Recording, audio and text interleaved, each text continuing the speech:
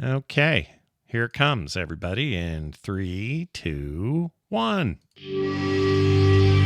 Core!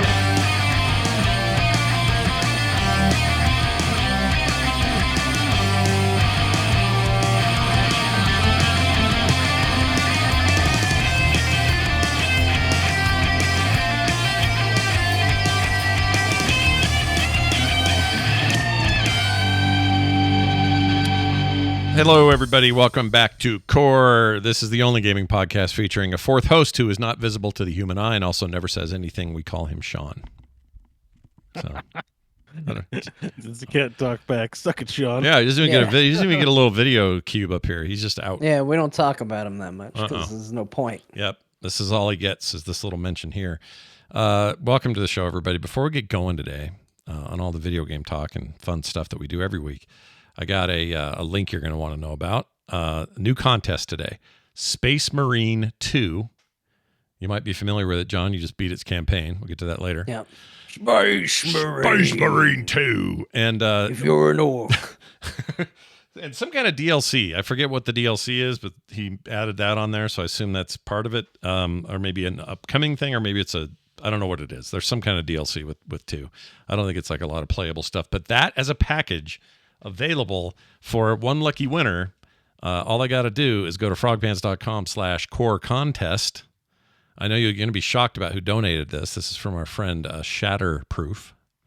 Oh. And yeah, very nice of him to offer this.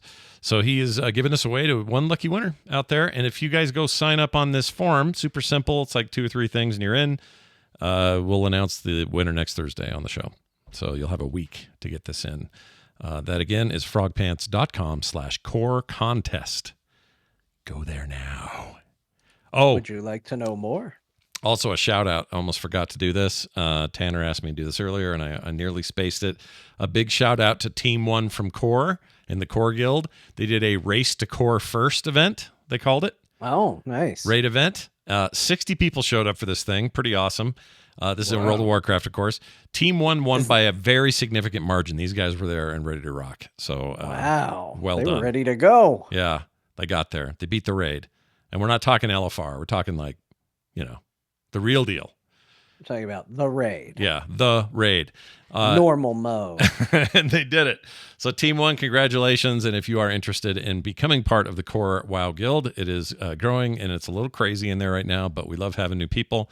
So check it out on our Discord. You can find links to all that at our webpage, frogpants.com/core. All right, let's get to stuff. We got a topic this week. It's an expensive topic. So the more we talk about it, the more we save at the pump. I don't know what that means. So let's just play it. Here we go. All right. Hey, let me try to sell you guys on something. All right. Okay. What if I was a console manufacturer and at this stage in this generation of consoles, which is now, we're about halfway through it.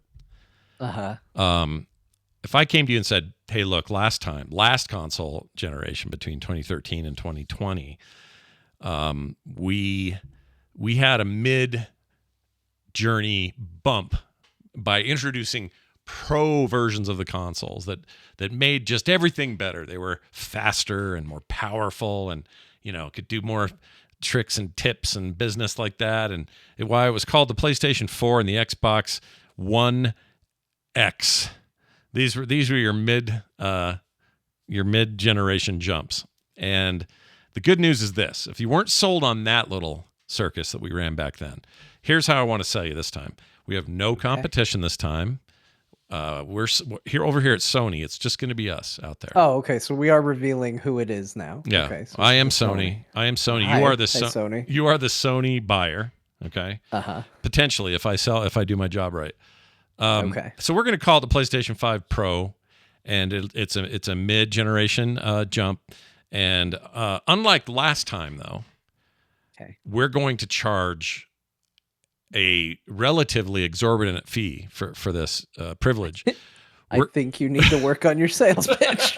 I think you've maybe gone in the wrong direction for selling people on this. Well, prices have gone up on so many things. If you were paying $2 for a dozen eggs before the pandemic, now you're paying 7 or 8. So wouldn't you be willing to spend $700 on a new PlayStation 5. Canadian, by the way, that's $950.99, Beau. It's a fair. With tax, it'll be over 1K. Yeah, so 1K in Canadian cash. Doesn't come with a disc drive, so you want Blu-ray capability. They don't even make one for it, except you can buy that external little hugger one that you plug into it that you have with the Slim. That one's $80. Same one works for both devices. And so really you're looking at like $780 or $1,090 or something for this device. Now, if I haven't sold you yet, let me get into the meat here. Please start selling. When does the selling start? All right, here's the real selling. The GPU is faster, and so is the memory. It's higher speed stuff. The new GPU will give you 67% more compute units. All right? Okay. Now, I'm not going to get into the weeds and explain what a compute unit is. All right? Are you going to get into the weeds and tell me if the CPU is increased too? Because that's important. Well, the CPU is not increased. Oh, it's the same? It's the same CPU. However, here's the good news. 28% faster memory. So that's pretty fast, right? 45% faster gameplay rendering compared to the base model. That's what we here at Sony are saying. We're saying that. Okay. Advanced ray tracing. There's no big specifics on this yet. We're not quite ready to share this yet. But gamers, we heard you. And so here's what we're giving you. And you're going to love it. Varying between... You're going to love the way we ray trace. That's right. Varying between double and sometimes triple the casting speed available on the current standard console. I think I understand that terminology. It means the light as it is cast into objects. I think that's what that means. Here at Sony, we know you're a discerning consumer. You understand these things. We don't have to over-explain it. Yeah, we obviously know all about this, so you don't even really need to sell us because we're so technically knowledgeable. Yeah. We already know this is just worth it. Now, if you thought... Are there any AI in this thing you're selling? There is, actually. Let me explain. So... Oh, good. It's... We didn't want to... AI means this console's intelligent. Please tell me more. I didn't want... we don't... Here at Sony, we don't want NVIDIA or AMD to get all the love out there. AMD with their FWS or SFW, whatever it is. And NVIDIA's not safe for work. Not safe for work. Frames per second. DLSS from NVIDIA. They can't have all the fun with dumb acronyms or initialisms that are hard to say. So we're jumping in now with this all new AI-powered upscaling technology called PlayStation Spectral Super Resolution, which for short is PSSR. Okay. All right. Back in the PSSR. Yeah, like the famous song. My favorite Beatles song. Break it up into the PSSR broke up. I got to. Well, it's back and it's making your graphics look better than ever. That's right. Nice. This is how we're selling it. This new AI-powered upscaling technology ropes in machine learning to add detail to games that don't natively support higher fidelity. Is that their term, ropes in? Yes. Who wrote ropes in? Sony wrote ropes in. That's what they wrote. Howdy, y'all. We all know that graphics are getting out of control riding around. But with PSSR, you can wrangle those wild graphics and get something nice and watchable. You almost made me spray Dr. Pepper Zero all over my screen. Watchable. Also, hey, are you having trouble with Ethernet access to your stuff? You don't have a cable? You wouldn't have every day with the Ethernet. Always a problem. Please solve. Well, here, let me solve that for you because it will support Wi-Fi 7 as opposed to Wi-Fi 6 on the PS5 Slim. This is 7th Wi-Fi. Yeah, 7th gen Wi-Fi. So that's good. It is actually good, but again, I don't know if it sells me on the price. I haven't been keeping track since the first one. Yeah. Well, here's one that'll get you. You like resolutions and frame rates. Resolutions up to 8K.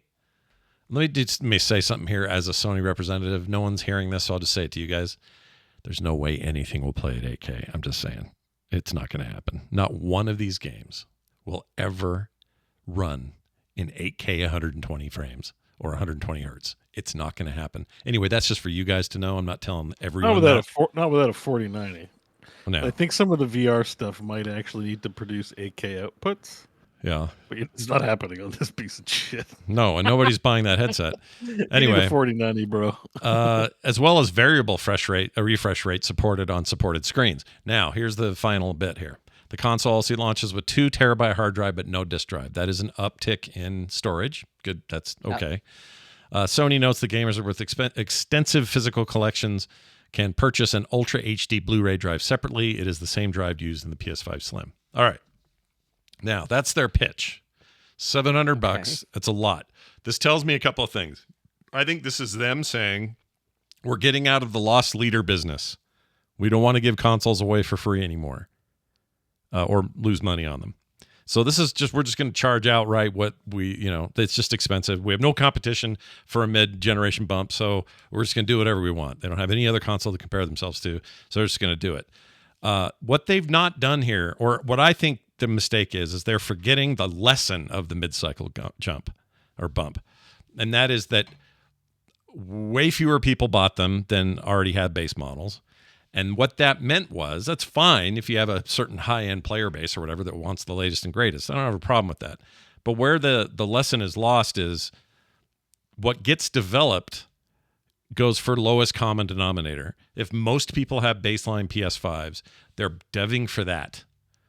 Kind of like, people levy this at Microsoft all the time. You got the Series S and the X. People are developing so that if it runs on the S, then it'll run on the X. But if you try to make something 2X, take too much advantage of whatever the X offers over the S, then that's a problem. That's their version of this. Yeah. And this is similar issue. And it was a problem then. It will be a problem now. It doesn't matter how much AI is in this or any of those other things. Games are going to be made for where most of the install base is. And most of the install base is running PlayStation 5s. And in a lot of cases, PlayStation 4 still. People are still buying games for those things.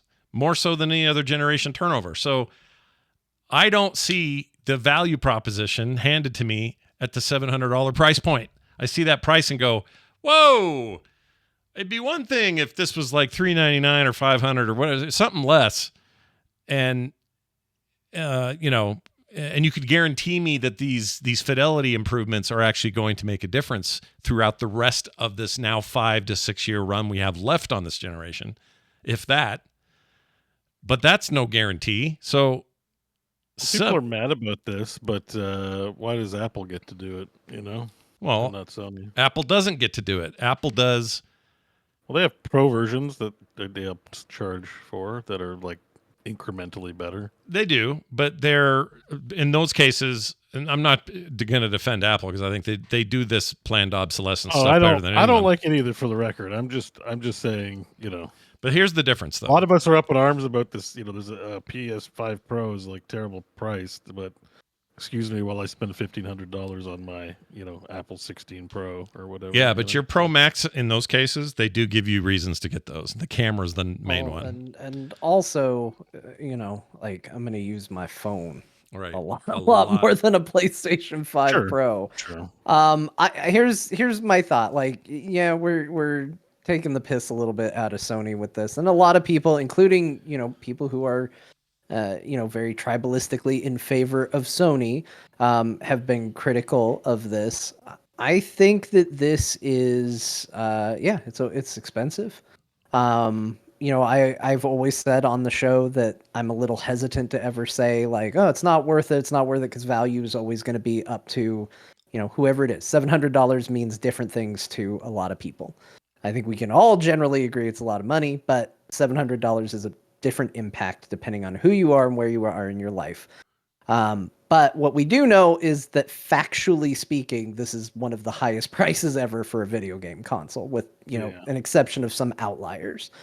So that's just a fact. Here's what I think is going to work for them, and here's what I think is going to work against them. So I'm gonna be positive and negative. I'll start with the positive. Pretty soon there's going to be a new Grand Theft Auto coming out. Yep. That new Grand Theft Auto game is going to really push the limits of what consoles can do. We've already had this problem with Final Fantasy Rebirth, where Beau was like, yeah, I wanted to play it, but it didn't play well. This game that's made for this system didn't play well on the system. We're going to see that again with Grand Theft Auto. I don't necessarily think even the PS5 Pro is going to suddenly play the Grand Theft Auto game like a PC would, But right now, as you guys have pointed out before, and I think this is still true, we don't have confirmation of a PC version of Grand Theft Auto. No, we know one's coming because they always do, but we know, but we don't know. Yeah, we don't and really so know. I do think that there are going to be a lot of people out there who are going to look at this and go, I want to play the new Grand Theft Auto when it comes out, and I want to play it on whatever is the most powerful piece of hardware that I can that's going to do the best job of playing that video game. No matter what that metric is. It might not be 60 frames per second on 4K. In fact, it probably won't. I would be surprised if it was past 30 for something that is graphically intensive based on what we've seen. But that said, there's still going to be a lot of people that feel that way about it. Mm-hmm. And I think that there will be people who go out and buy this console that are like, you know what, Grand Theft Auto is going to be my game. I will save $700 for the console. I will save the money for Grand Theft Auto, and that is all I'm going to play for a while. That's a good value to me. Yeah. And that's fine. On the other side, the negatives I see on this, going off of what we just talked about, Final Fantasy Rebirth, Beau literally said, hey, this game doesn't even play well on your current console. Sony has not done a very good job of telling us, like, man, we want to make sure everything runs great on our systems. And when their solution is, well, give us $700 and maybe games will start playing well on our consoles halfway through the console life cycle, I go, you are out of your goddamn mind. There's no way I'm going to do that. These games that came out before should have run flawlessly on what was already out there. You shouldn't be asking for a mid-generation upgrade to make even the prior stuff run well, with the promise that maybe future stuff will also run better too. Like, that seems just incredibly weird to me, and I would never invest that kind of money on that promise, because factually there's, like, PS5's right over there. There's just not that much stuff on it that I'm like, yeah, I want to spend $700 in the middle of the life cycle to keep this train running. Yeah. And they did a very bad job of showing me the promise of what it could do. So they showed a lot of, like, hey, here's games that they'll take advantage of it. But they didn't show me a big list of games that are coming out to get me excited about the prospect of using this power for. So I look at it and I go, yeah, Grand Theft Auto is going to be a great selling point for this console. But what else? Yeah. Like, the stuff I already have, the stuff I've already played, the stuff I've beaten. Like, it's a huge price tag for the promise that it's going to be worth it. And I don't know how much I trust that promise. Yeah. Beau, curious about your thoughts. As far as your Apple comparison, I don't think it's completely unfair, but I also think we're talking about two very different product categories that don't behave the same. So I don't think they match that well. It'd be close. It'd be closer to say, like, I bought the only car one car company makes, and 5 years into owning that car, they say, well, they've got this other one that is only slightly better, but you're going to need to pay us another $50,000.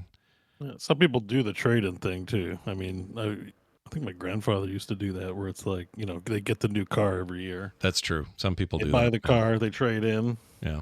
And they pay the extra for the latest car. Yeah. So people do that. Like, my Sure. opinion is this is not intended for everybody. Jokingly, I could say it's not intended for you poors. So, you know, like, if you're poor, you know, of course, the poor rabble's going to complain about the expensive piece. My feeling is this. Anyone who's super invested in, like, PC, probably they're not going to buy a PS Pro anyways. They know who bought the PS4 Pro. Like, they probably can look at their install base and look at how many were new sales versus existing sales, and they probably have a good reason to do it again. You know, it's like, what is the install base, like 30 million worldwide, or maybe even, is it in the billions? It's definitely not in the billions, but it's somewhere in the 30 million. Sounds right to me. I could be wrong on that. I could be wrong. I don't know. But let's just say it's 30 million install base, and they know they'll sell it. 1 million people bought the PS4 Pro. Well, they'll make the PS5 Pro. They'll make good marketing so people who do buy it feel good about their purchase, and everyone else can pound sand. You know, it's not... I think John makes a good point that their default console should just work. Final Fantasy Rebirth was disappointing, and my experience playing it was a big contributor to the fact that I'm just basically waiting for it in PC. Yeah. But I'm never buying a pro version of any console because I bought the ultimate pro version of a gaming thing, which is a PC. Even though I know consoles have their like uses in the family room and handhelds are nice, I'm not trying to be elitist about having it. It's just for me as a if I want the best fidelity I can achieve, it's going to be on the PC. Why am I'm not going to spend $1,000 Canadian on a PS5 Pro. Yeah. But there are people who are going to do that, and they probably have an estimate of who those are going to be.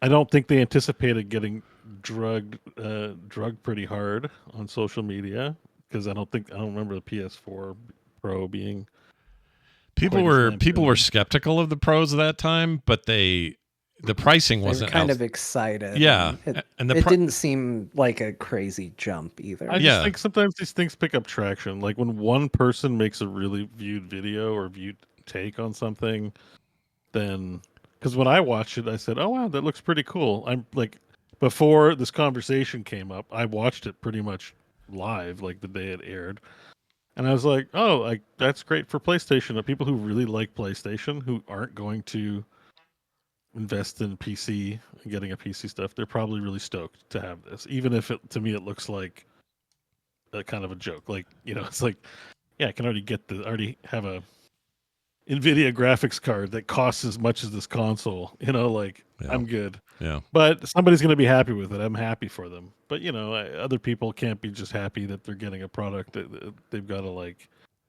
poo-poo this thing. Yeah. I don't know where the disk drive conversation's coming from because I haven't bought a game in decades, so that's just a little foreign to me. Maybe that is a concern. Well, some people are hardcore about wanting their physical media, which I totally get, and you can have that. I'm with not the against it. I just sometimes I just think things get swept up into the zeitgeist, and all of a sudden everyone's a cartridge buyer or something like that, and it's like okay, Yeah. Sure. I think there's also just something to be said for, hey, if you're gonna ask for this much more money than the default, shouldn't it do everything that the previous one did? Yeah. And I agree. I think it's a bad value, but like something being a bad value doesn't stop people from buying it, right? Like people bought the Vision Pro, Yeah. and Yeah, we had no, that conversation about, Scott convinced me that it was still good that they made it and charge a lot for it because that helps normalize and carry this market forward. So there's always going to be those people that buy it, and that's great. Mm-hmm.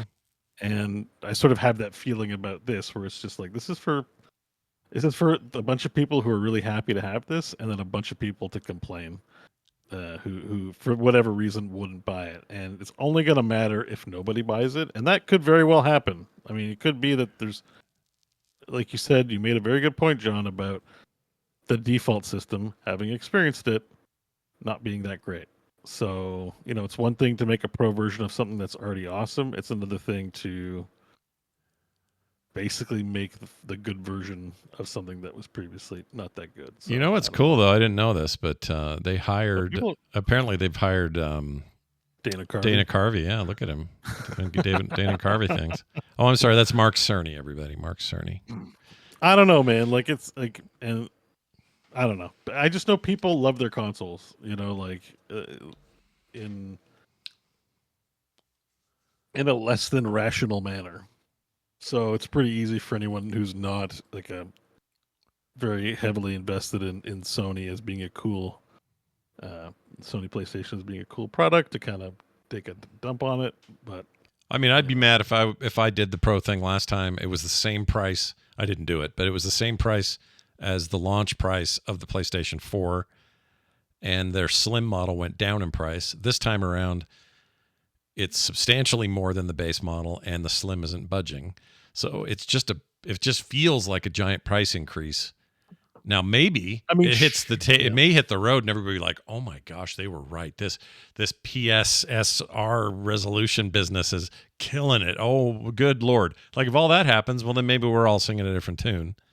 Well, I think Beau was onto something when he said we don't know what the total number this is for, because I don't think this is going to fail. Like I get that there are a lot of people mad about it because everybody has to have an opinion on everything, but I think a lot of that is, you know, if you like Sony, if you like PlayStation and they announce something exciting, you want to be a part of it. And then when they put up a barrier that you can't cross, you're like, oh, I don't get to be part of the excitement. That feels bad. And now here's the reasons why I'm upset about it.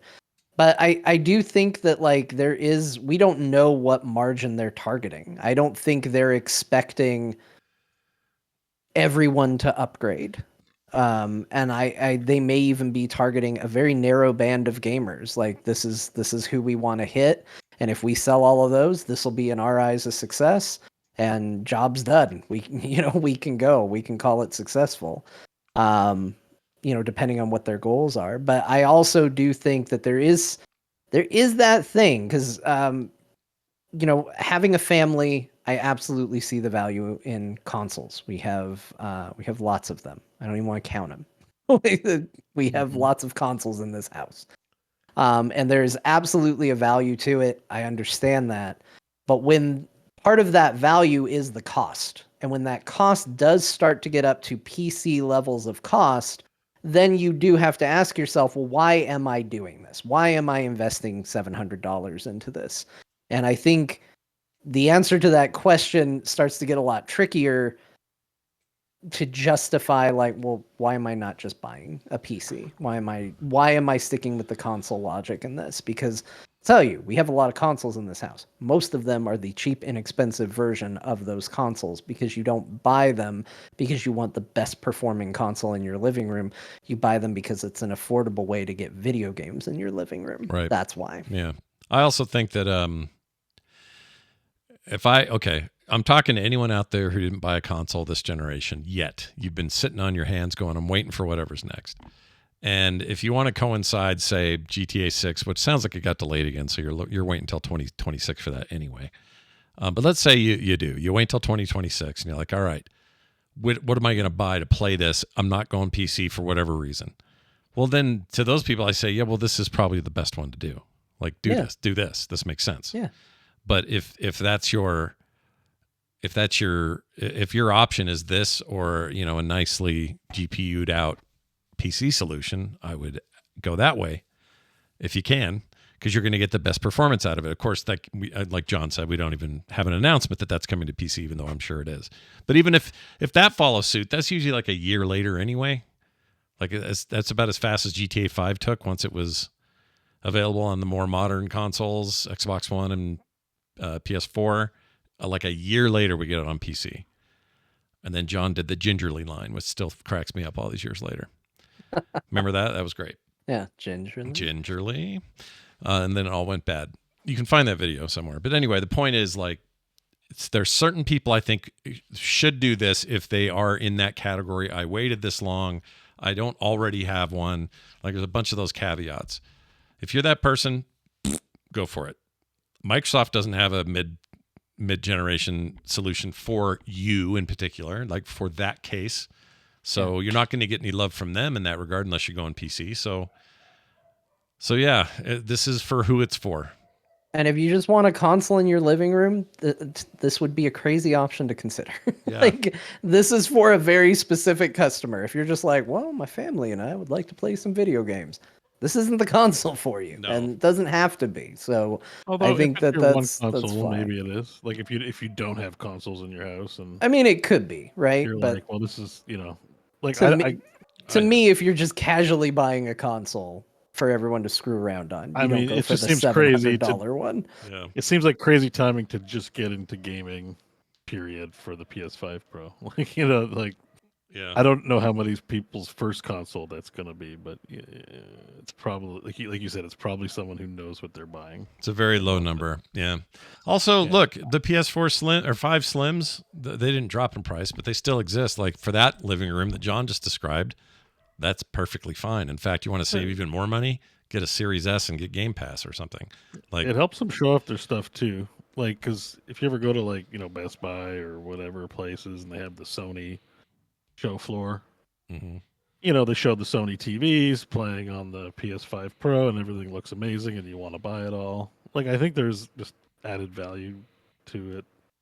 Like having it as part of the product line, even if the product line, doesn't do well. There'll be a PlayStation 6 and I'm sure they'll be. I'm just surprised they I'm just surprised they. they did it. I'll be honest. I thought this wasn't going to happen. I know the rumors are out there, but I thought this mid-generation bump thing that they tried before was so colossally a nothing burger. I hate that term, but it just was nothing. It didn't push the needle anywhere last time. So the fact that they're doing it at all surprises me. If it pushes the needle in some direction, well, great. But I how would it? Even if they sell like 10,000 copies, it's still something they have. Like they're already making molds and stuff, right? Like I just don't see keeps their employees working while they're working on some other thing. Like I don't. It's one thing if their base console fails, but like apparently Sony won the console. I don't know who won, but a lot of people look upon PlayStation 5 very favorably at this stage of that generation. The games look amazing. They have crazy good first party games. Generally speaking, if you're looking at footage from games, like it will stand out that the PlayStation titles look pretty sweet, while the Xbox, look okay.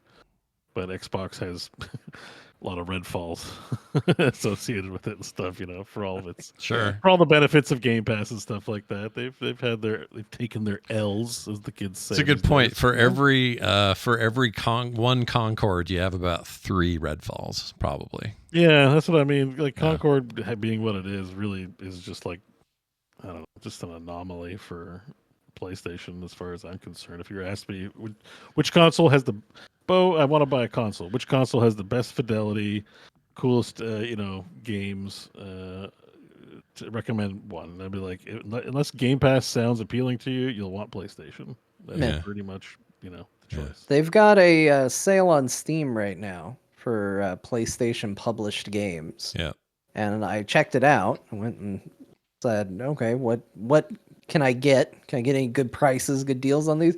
What I discovered, I own most of them already, which is a testament to the quality of what they're putting out there. They make great exclusives. I wish they made more. Like that's always been the hurdle for me. Is like that's a lot of money to spend to go. Yeah, I played 7 or 8 absolutely stellar games on this. Yeah, like that's a big ask at this point. So, but I do like those games, and I do have them, and that list will continue. In fact, next week, Final Fantasy 16 coming out. Played that game on PlayStation. Gonna get it on PC now. Of course you are. Yeah. That's just the nature of the business. That's what it is. So, I think this is for some people. I understand the grousing about it again because it's human nature when you want something or you see something cool and you feel like there's a barrier or you can't justify it. It does pretty quickly turn into, well, it's dumb then. Yeah. I didn't want to go to that party anyway. Stupid people are there. Like, so I get the nature and I get why they're doing it, but at the end of the day, it's kind of just fine. It'll be what it's going to be. Yeah. It'll be fine. I wish everything could be affordable for everyone. Yeah. And so I was hoping it would be at least black. That'd be cool, right? The console? Yeah, it's just another white console. Yeah.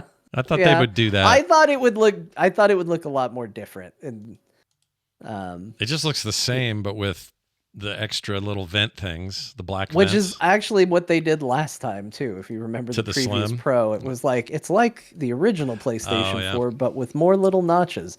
Yeah. So apparently that's how Sony denotes Pro. It puts a couple more little notches on there. Yeah, they're just cosmetic. I think it's only just bigger than the Slim. I guess that's something. It's not gigantic like the base model is now compared to the Slim. Remember, if you want it to look like it does in any of the pictures, you do also have to buy the vertical stand. That's right. That's an extra. You don't get that in there. Even though that's how they show it in literally every picture of it, that's a separate purchase too. Yep. And they would like you to buy that. Anyway. I think you can just stand them up anyways. You don't need to buy a stand. Is that true? You can just... I stand my PS5. Oh, yeah. It doesn't have a stand. So you try hard enough, you can get anything to stand up. I can't show it on camera, but you're right. There's Yep. Like I said, I don't. I've already gone against the grain enough for the whole Space Marine thing too. I'm kind of like my appetite for going against like the grain is, I've had my fill.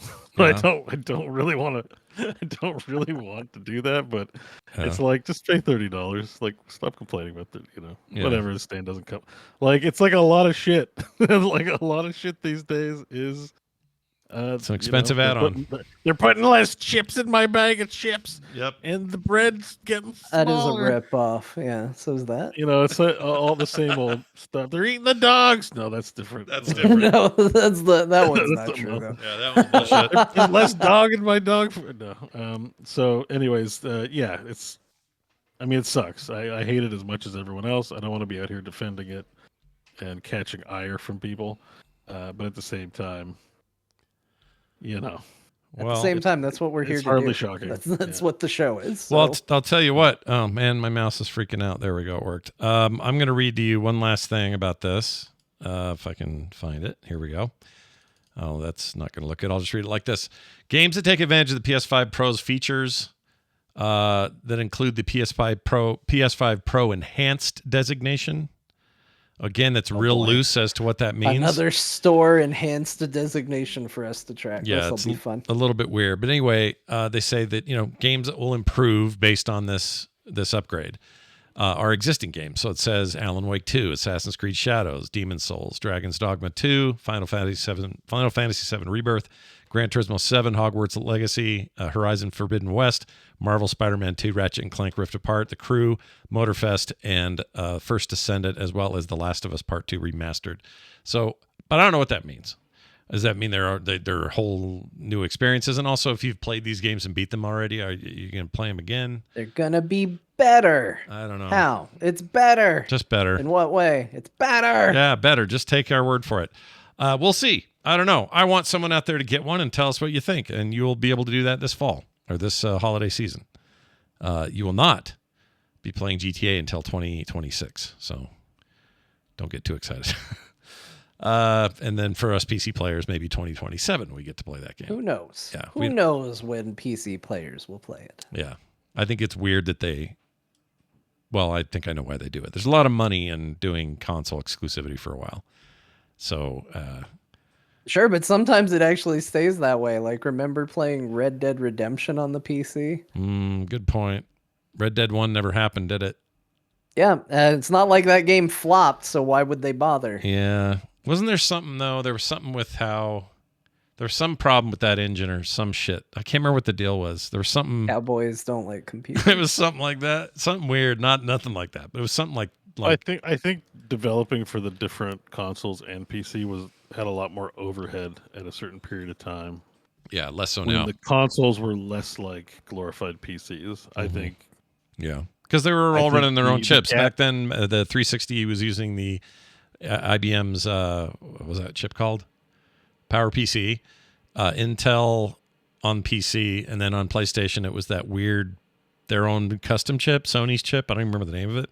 So they were having to develop 3 different tiers. It was like developing 3 different games. It's like you sort of think of it now as like, oh, I'm just going to develop the game, and there's a port. Like Unreal has a way to, adapt it for Switch, adapt it for PlayStation. You can. There's a more universal way to get these things into the different environments quicker based on whatever their unique needs are. And I think during that era, it was asking a lot. Yeah. I'll tell you what the problem was. They didn't have any PlayStation Spectral Super Resolution to rope in them graphics and get it over on the PC. PC can't handle the Wild West because nobody's roping them in. That's right. Them graphics are wandering on their own, out and loose and wild. Can't have that. You got to get them home, get them fed, count all the heads. I get it.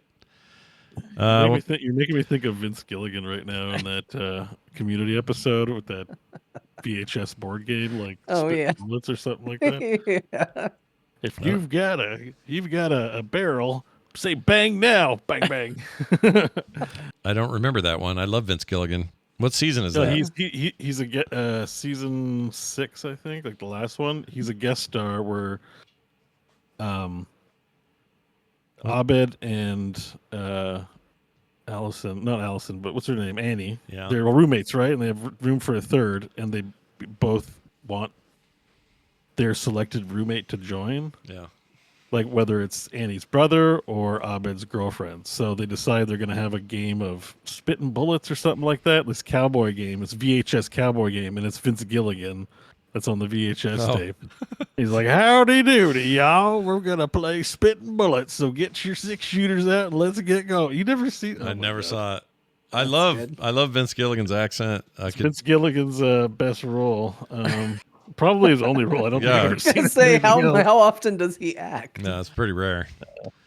Yeah, fine. At some point, I'll want to check that out. Maybe it's on YouTube or something. Oh, it's not. It's Pile of Bullets. Right. Pile of Bullets? Yeah, the name of the VHS board game is Pile of Bullets. It reminds me of I remember VHS games. Yeah. That was a wild time, man. Yeah. Were any of them like really good? Was there ever like a banger? No. Like trivia I games was were gonna say absolutely not. like film trivia games were pretty fun if I remember right. And there was especially because the more you played it, the worse the tape got. Yeah. I don't know. It's weird to think that we all thought that was going somewhere. I had a game called it sort of Nightmare. did. Game wise, I mean, you know? Yeah. Like You had a game called what? what'd you say about Nightmare? Nightmare? Oh. What was it? Yeah, it was like a 60-minute countdown. It was like a board game, but then this guy would appear every now and then and go, I'm the Nightmare. I never really got to play it. My parents bought it for me, but never played it with me. That was a VHS game, had a board and all that? Yeah, it was a board game, VHS. Let me see if I can't. I remember playing a lot of Disney ones. Where it Oh, yeah, was here's the like, we're gonna complete- play a clip. Look for Dopey. Yeah. Be here's a the clip of Snow White. There he is, There he is. right where he was in the movie. Yep. Next The time. complete VHS tape on YouTube. It's available. Oh, no way. I kind of want to watch it. It's some cheesy acting, I'm assuming. Oh yeah, Yeah. Bring it on. I'm all in. Did you put it in Discord? Oh, yeah, there we go. yeah. Oh, my gosh. That was like Rutger Hauer for a minute. Nightmare. Yeah. There, let's pull this up. Just get a little bit of this going. Get a little audio. Oh, these logos. That music. Oh, dude. it's so good. Roadshow home video. All right, let's get to this narrator guy. Here he comes. Okay, it's called Nightmare, video board game. Experience atmosphere. Turn the volume up and the lights down. Yeah, rated PG. It's scary. Oh. That's pretty scary. Okay. Oh, it's a kid. Well, devil That kid. just sounds like my kid laughing. Yeah, it's not that scary. Where's this guy going to start talking? Hold on. Oh, here we go. You want to play the game? My game. This looks really stupid. We should play this one day. Let's do some multiplayer Nightmare video board game. Oh yeah, let me save. Let me make sure to save this video so I never find Oh it. my gosh. You got to skip ahead to about an hour and 2 minutes. All right, hour 2 minutes. You got to see how it evolves. He starts normal, but he gets worse as Okay. time goes on. So I am at hour almost 2 minutes. Here we go. Oh jeez. The timer's going. Oh jeez. Then is it next? Answer me. The cards are on the table. I'm raising the bets, and you are going to play some poker. Okay. Okay. Wow, his face is all gnarly. Did he get uglier as the thing went? Is that your point? Yeah. Yeah. Wow. He sounds like a bad impression of that Poison Sockets guy. Poison sockets. Yeah, where he's like, you've locked the doors and you've hidden your gold, but you forgot to turn off the poison sockets. That guy. Yeah. You remember that guy, I remember right? it now. I do now. It took me a second. So that episode of Community is Vince Gilligan doing what this guy's doing. Really? That's amazing. That's great. amazing. This is a very specific piece of media culture. Yeah, you never played VHS board games? Oh, we did. I just don't remember being like this. I think they were like trivia games. I remember a film trivia game. And it was like, this scene is from what film? And it would show it. Or this year, this movie came. Maybe that's why I got good at years and movies as I was playing that game when I was younger. I don't know. Oh, that's true. Yeah. Yeah, There's a Xbox version of a game like that. Yeah, what's it called? Where it'd be like, oh, we're gonna just play. Here's a movie clip. Tell us what movie that's from. Is it the one that had the buzzer Yeah. controllers? Yeah. What was that called? It was like Buzz something. I can't remember. PS3 game. Buzz. They may have made it for other stuff. Let's see. Buzz I was game. gonna say I played it on Xbox 360, I believe. Here it is. Buzz with a two Z's and an exclamation point. Buzz Quiz TV. It was called.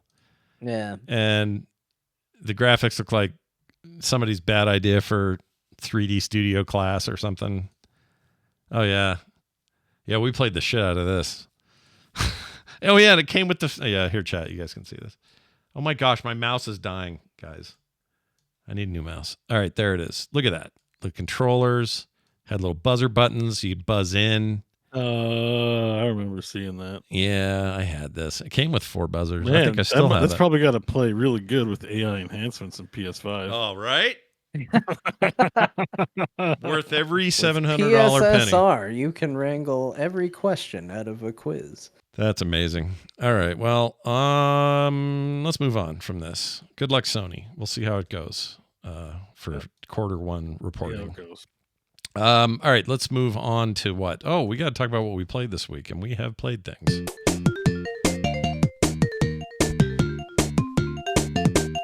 We start this one with a shout out to a friend of the program. His name is Mark. He works at Blue Manchu Games. And he overheard us talking about the video game Wild Bastards last week. Heard us bring that up. Turns out he's a listener. He is one of the main programmers, if not the main dude on the game. And he said, do you guys want to play this game? I said, yeah. So he sent us 3 codes. And we all got a chance to play. That's how you know he was a listener. He knew how many people were on the show. That's right. He got the memo. That's the number one thing that tells you they listen. That's right. And, oh, geez, that's loud. If my mouse would work, it wouldn't have done that. Okay. Anyway, this game is called Wild Bastards. And it is a space western. And it really leans into the tropes of both of those things. It's full of swears, which is great. I think it actually enhances the experience a lot. And is a roguelike of sorts where you get on this ship and you're either one of your guys is this robot guy, kind of stereo. Doc Casino. Yeah, Doc Casino's his name. I forgot the girl's name. Spider Rosa is her name. That's it. I unlocked the Fire Fingers guy. Who else? Damn, we got Firefinger. Okay, I was gonna say you guys must like this game. You got both names right, and then we're now on Firefingers. I got Firefingers. The next guy's like the judge or something. The like judge. That. I haven't gotten the judge yet. I haven't either, but the guy, I'm almost there. The guy with the fingers is like the cook, and so he's always talking about beans and stuff. He's like, more beans. But he looks like he's on fire. His head's like a big flame, and he shoots fireballs. They're kind of like grenades. There's like an arc to him. Yeah. He reloads kind of Overwatch hero style, where he's reloading his magic fingers, and he does it by counting them down, going 1, 2, 3, 4, 5. Anyway, what you do is like a lot of roguelikes, you get like a random map, and on that map you have destinations, and you have so many moves or action points for moves, and then when you use those up, you end your turn, and the AI can have a turn, and usually that just means some roaming patrols are moving around the board. It gets harder and harder. The challenges are more difficult. You unlock cooler stuff and blah, blah, blah. You add more people to your team. Right now, I'm a 3-man team. I think you can only ever take 2 on a mission with you. But you can build I wouldn't be surprised if that changes, but yeah, right now where I'm at, you can only bring 2. And so you go down first-person shooter style into a Western, pseudo-Western techno world that looks like Tron and a Western had a baby. And the music's all like, and the guys are all like, hey, I think I see that guy over there. It's like a lot of Western tropes. And I shot a guy and he just F-bombed super loud. He just went, fuck! And it made me laugh so hard. There's a few moments like yeah, that. There should be more of that in games. Like, there should just literally be people yelling the F word like when they get shot. Yeah, I have to admit, the swearing use in this is actually like adding to the experience for me. And I don't know why. Yes. It just is.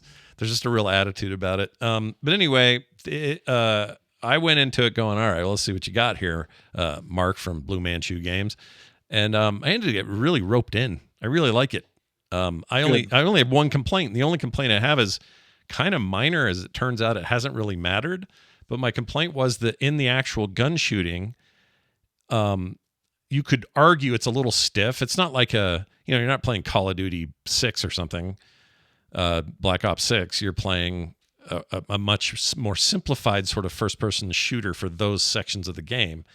And at first, they may feel a little bit like, I don't know if stiff's the right word, but it feels off. It doesn't feel tight. Yeah. And I think there might be even some like level of like dice roll or something to it as well, because I've absolutely been like aiming down sights and just watched one of my lasers shoot wildly off to the side and been like, well, that's clearly not where I was aiming. Like, that's just not how it works. Yeah, same deal here. Also, there's some gear you can pick up that will enhance your aiming, which gives you a better percentage chance. So I think you're right. I think it is some sort of dice rolls or some kind of RNG happening that way. For the most part, though, you're like your shotguns and things like that. They have good spread and they do the damage. It reminds me of, I don't even know what to compare this to. There was something that immediately reminded me of the flow or the rhythm of it. Void Bastards? No. Void Bastard. The shooting feels like Void Bastard. It's the same kind of arcade shooter. Yes, I guess maybe. I don't know. There's something else that's not even like first person. It reminds me of, and I cannot put my finger on it. It's not just the art do you style. mean like style wise or gameplay mechanics? Like gameplay mechanics, or the rotation, or the not the rotation. What do people call it? The loop, the game loop. Something it reminds me.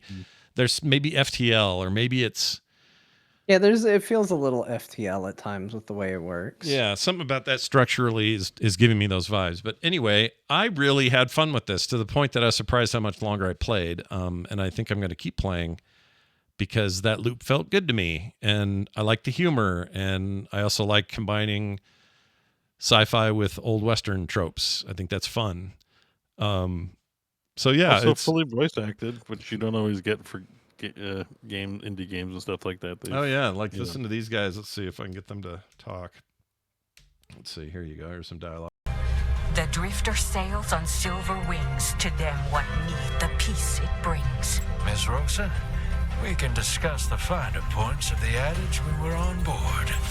So actually, Doc Casino's voice actor is like pretty awesome. I don't know who it is, I really like the sound of Doc Casino. There's a weird quality to his voice. There's actually a weird kind of digital lispy thing happening with all their robot voices that I kind of, at first I'm like, oh, what's going on? But then I like it. Yeah. It just takes a moment. There's a shock to it. Yeah. Chat's saying SteamWorld Heist. Maybe there's a tad of that too, just with the robot types, but they're not all robots is the thing. They're just these different archetypes. But anyway, I'm curious what you guys think, because I got sucked in more than I thought I was gonna.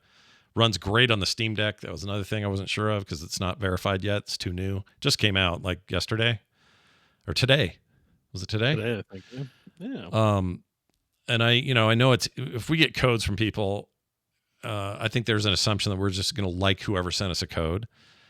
That isn't true. Well, we will like whoever sent us. Oh, we love them. There's but no guarantee that we're going to like what they sent. Yeah, us, we don't but always like the games you guys are working on or that you send us, but I really there's liked a separation of those things. Like, it's not, you're a bad person. You sent us a code. Marzipan in the there's a lot chat of says it's violence. verified now, so there you go. That's good. Sorry, Beau. In this too. Yeah. Yeah. I liked my time with it. I think I need to change the way I'm playing it, because I've definitely like gotten mad and quit twice and then started the campaign over, which has made me wish for a like skip cutscene, because you can escape through dialogues, but you still have to just like escape through them. And I understand that this is a me thing. Like, the game doesn't actively tell you like, you screwed up, start over. In fact, it encourages you to keep going despite your mistake. Yeah. But I would get mad because it would be something where I'm like, okay, well, I'm going to avoid this patrol. And then they would move more than I thought they could move, and get me. And I was like, gosh, dang it. And then I'd do really bad in the fight. And I'd be like, even madder. I'd be like, I'd start the whole thing over again if I'm going to screw up this bad. So I've done that twice now. Yeah. And, but the fact that I keep going back is a testament to the fact that I do like it. I do agree with you. I think something feels a little off with the gunplay, and I don't know if that's going to get better as over time. But every now and then when shots go really wild, sometimes it feels like the enemies have like insane laser precision. In the same way that sometimes it feels like I aimed and shot at them and didn't hit them. So like it sometimes will feel unfair in the reverse. It's like, well, I don't know how the hell they managed to hit me. And then there are times where I look at it and go, well, how the hell did I miss? So it sometimes feels backwards in that direction. But the only other thing that I really didn't enjoy of the game is some of the animation is a little, I mean, it's stiff, and it's stiff on purpose. It is kind of like you're shooting almost like cardboard cutouts. Like the art is really cool, but everything's very flat. Right. And that's fine, but they do this thing where sometimes enemies will there'll be like an elevator or rope implying that you can go up on top of something, and enemies will just suddenly go and they'll disappear and then they'll reappear up top. And I had found that sometimes I get shot instantly as soon as they teleport up there, and I get mad about that. Or if I tried to follow them up there, there's one time where I was like, well, you're not going to get me. I saw you go up there, I'm going to get you. So I followed him. I hit the button to go up on top of the water tower, and I'm standing up on the water tower, and I'm like, how is he not up here? Did he already go down? So I go to look down, and it teleported me on top of the enemy. And he just looks up and goes, and shoots the hell out of me. I was like, gosh dang it. Why did I teleport on top of the bad guy? So little moments like that have been little pain points for me. But overall, like the loop of the game, like, shooting is fun. I really like the look of it. The characters and art design in this game is really good. Yeah. Like, I like the idea. So, like, Spider Rosa, one of my favorite things is so, like, she runs around with 2 6-shooters, but she has 4 arms. Yep. And so the idea is that because she has 4 arms, you can still be shooting with one hand while you're reloading the other. Mm-hmm. And there's something about that concept that I think is so cool and makes me like that character so much. I'm like, oh my gosh, I would play an entire game as this character. Yeah. Like just the way that shooting feels and the way you can kind of mix that. There should be more first-person shooters with 4-armed characters. So Yeah, yes. That's what we're saying. Yes, there absolutely should be. I'm like, oh, a real so lack of games like that. I think it would be great. Yeah, I agree. But I really like the art style. Judging by, I'm not insanely far because, like an idiot, I keep restarting instead of pressing forward. But I from what I've seen, it looks like there's a lot of variety in the weapons. There's already been just between the 3 characters that I have. There's already a good variety and, interesting powers that you can get. And the reason I think that they're going to eventually let you have way more characters. In fact, I think I saw the person is in the chat, so they did confirm there's more characters. Oh, lots more, tons of them. But the thing that the reason I think you'll be able to take more than 2 is they've actually mapped switching your character to the mouse wheel, which tells me that like part of the skill level for this game isn't just straightforward like, well, I shoot real good. Yeah. But that you're going to be able to switch to the right character in the right situation and be like, oh, I've got a group of things coming at me, so I'm going to be this guy and lay down a bunch of fire. Now I'm going to switch to this guy who's short range. Now, oh, there's people over there. I'm going to switch to this and do a lot of that switching on the fly. And I think that's a really cool concept and a cool mechanic, rather than focusing on just like, oh, your ability to shoot accurately. Yeah. Yeah, I think it's like I haven't played far enough yet, but like I think if Void Bastards is any indication, it's just supposed to get ridiculous. Where it's like we're not playing Overwatch here, like Yeah, there's a guy who just throws TNT. Like it's not like it's like it's just meant to get ridiculous, and and the goal is like to throw up a decoy. Okay, 4 of those guys are distracted. I now kill them in the least exciting, or not even exciting, but like the least skillful way possible. Just shoot them in the back of the head because they're all looking the other way. I cleared it. Awesome. I get this loot. Now the loop continues. I have more stuff than I had before. Like it's the complete loop package that I like. It isn't, if this was just like, hey, it's a shooter and you go around shooting dudes and do frag fests or whatever, this wouldn't be a complete game. Not even close. No. If it was just an above world thing where my guys bumped into each other for their strategic moves, that would not be not a complete experience either. There's something about these multiple elements all together that really works for me. And it's kind of hard to put my finger on it. I mean, we've seen a million roguelikes, and so I'm probably just, conflating a lot of those experiences into this, but that part feels real good to me. that loop. And I totally dig it. By the way, I should say this too. This Mark dude, he's the one that coined the phrase, the CORE-espondance thing that we do when we do our emails and stuff. So he's been around for a while. He's had impacts. Little did we know that we didn't know. We had no idea. We didn't know. But I really like this game so far. So congrats to them. No, it's cool. Well. And I never played Void Bastards, so I don't know about the comparisons there. But yeah, I had a good time with what I've played on this. I was real addicted to Void Bastards for a little while. Like, it was just, it's got the loop thing that Scott's talking about. You're like, I just want to see one more ship. Yeah.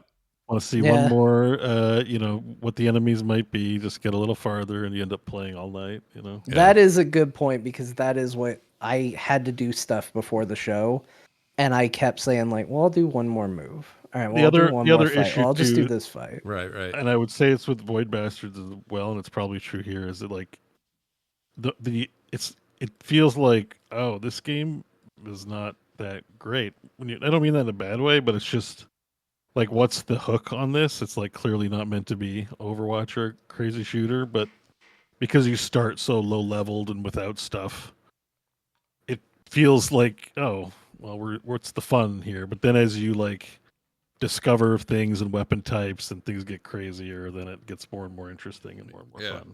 Why I need to stop restarting is what you're saying. Yeah, it's roguelite, not roguelike. So yeah, you die, but you unlock permanent things. Yeah, and like Void Bastards was awesome. It just had really weird enemies, and in fact, it's kind of what Lethal Company was in terms of spirit. Like, you're just a worthless worker, just excavating ships and stuff. I also like how you get new characters. You basically resurrect them doing missions. So here's where Smokey, his name is Smokey, that's his name.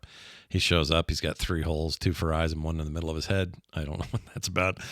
But he's like, yeah, we don't have enough beans on this ship and whatever. That guy's great. He's like the cook. They also there was something else I really liked. What was it?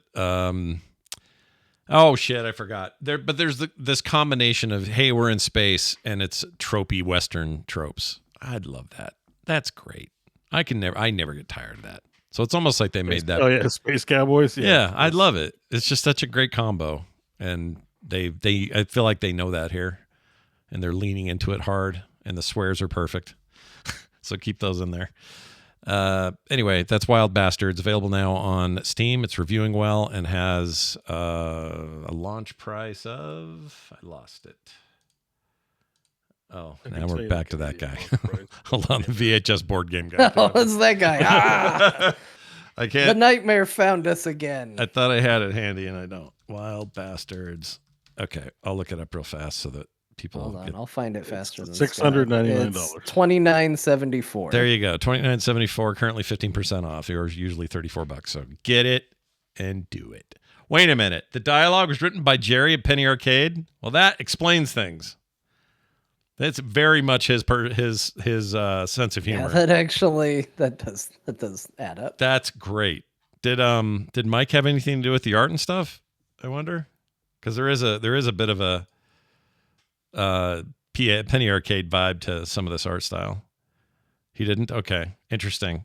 Yeah, having Jerry write for you though, that's amazing. That guy's a great writer. I do love the art though. Yeah, I do too. The writing's very good too, but like I don't remember if I called that out specifically or not, but I will tell you, I love the look of all the characters. Yeah. Like, it's one of those things where if you select it in your library, like, you get that big banner icon across the screen, Yeah. And I was looking at it, and I was like, every one of these characters looks awesome. Yeah. Like, I like every single... There's something I like about every single one of these guys, whether it's, cowboy with a cyclops eye, a weird horseman with a shotgun. It looks like there's a sassy Beau elf in there somewhere. Davy Crockett with a billion eyes. Like, I'm just on board. Yeah. So, I haven't gotten this far yet, but I'm looking at Steam screenshots, and there's a horse named Sarge. Yeah. Sarge is awesome. Yeah, the horse has an eye patch. So yeah. That's what you're in. You're all in now. There's this whole feuds and pal system. See, we haven't even gotten far enough. I guess apparently these characters can be friends, but also rivals. Oh yeah, there's a whole relationship system. Yeah, so I guess this horse, there's a playable horseman. I've been dreaming about that since Brave Star. Remember Brave Star? Mind Flayer. Yeah. There's a Mind Flayer in here, and there's a robot Davy Crockett. Yeah, that's what you want. Okay. It's like Christmas in September. I need to play some more. Yeah. Game's very cool. All right, a bunch more Warhammer 40K. I ran into a major bug. So we'll get to that in a minute. Tyrannid. You ran into... I wish. Then I could have shot it and dealt with it. What? I can't think of a name of the Carnifex. You ran into a Carnifex. I don't know what happened, but I lost a ton of... A blue screenosopter. Well, it locked, I can tell you that, and then it crashed, and then my save didn't work, so I had to go to an old save, and it was a ton of progress. So I got so mad, I ended up just cranking up Star Trucker again and playing a bunch of that. So I'm going to be a terrible person to go to today because I got very little done, or what I did get done got erased. But John, you freaking finished the campaign. I did finish the campaign. So let's Not talk about that after our last show too. We should talk about that before we talk about the fallout from Beau's review and how that all went over the week, because I'm curious about that as well. What? Oh, you want? I don't know. We talked about it last week, but I didn't realize. So I think because we talked about on the show, we said, "Oh, your Steam review is very dramatic," and I thought the extent of it was it got shared in the core Discord, and there was some discussion.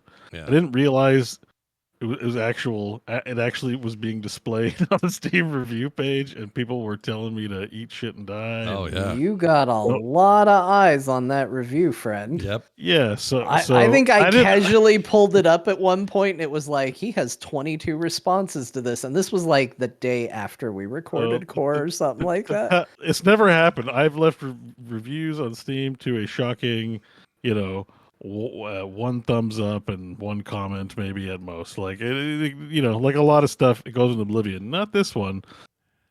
I don't know how many dislikes it has, but I've got 13 jesters.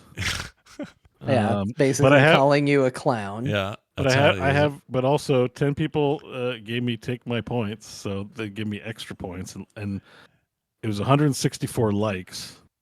Yeah.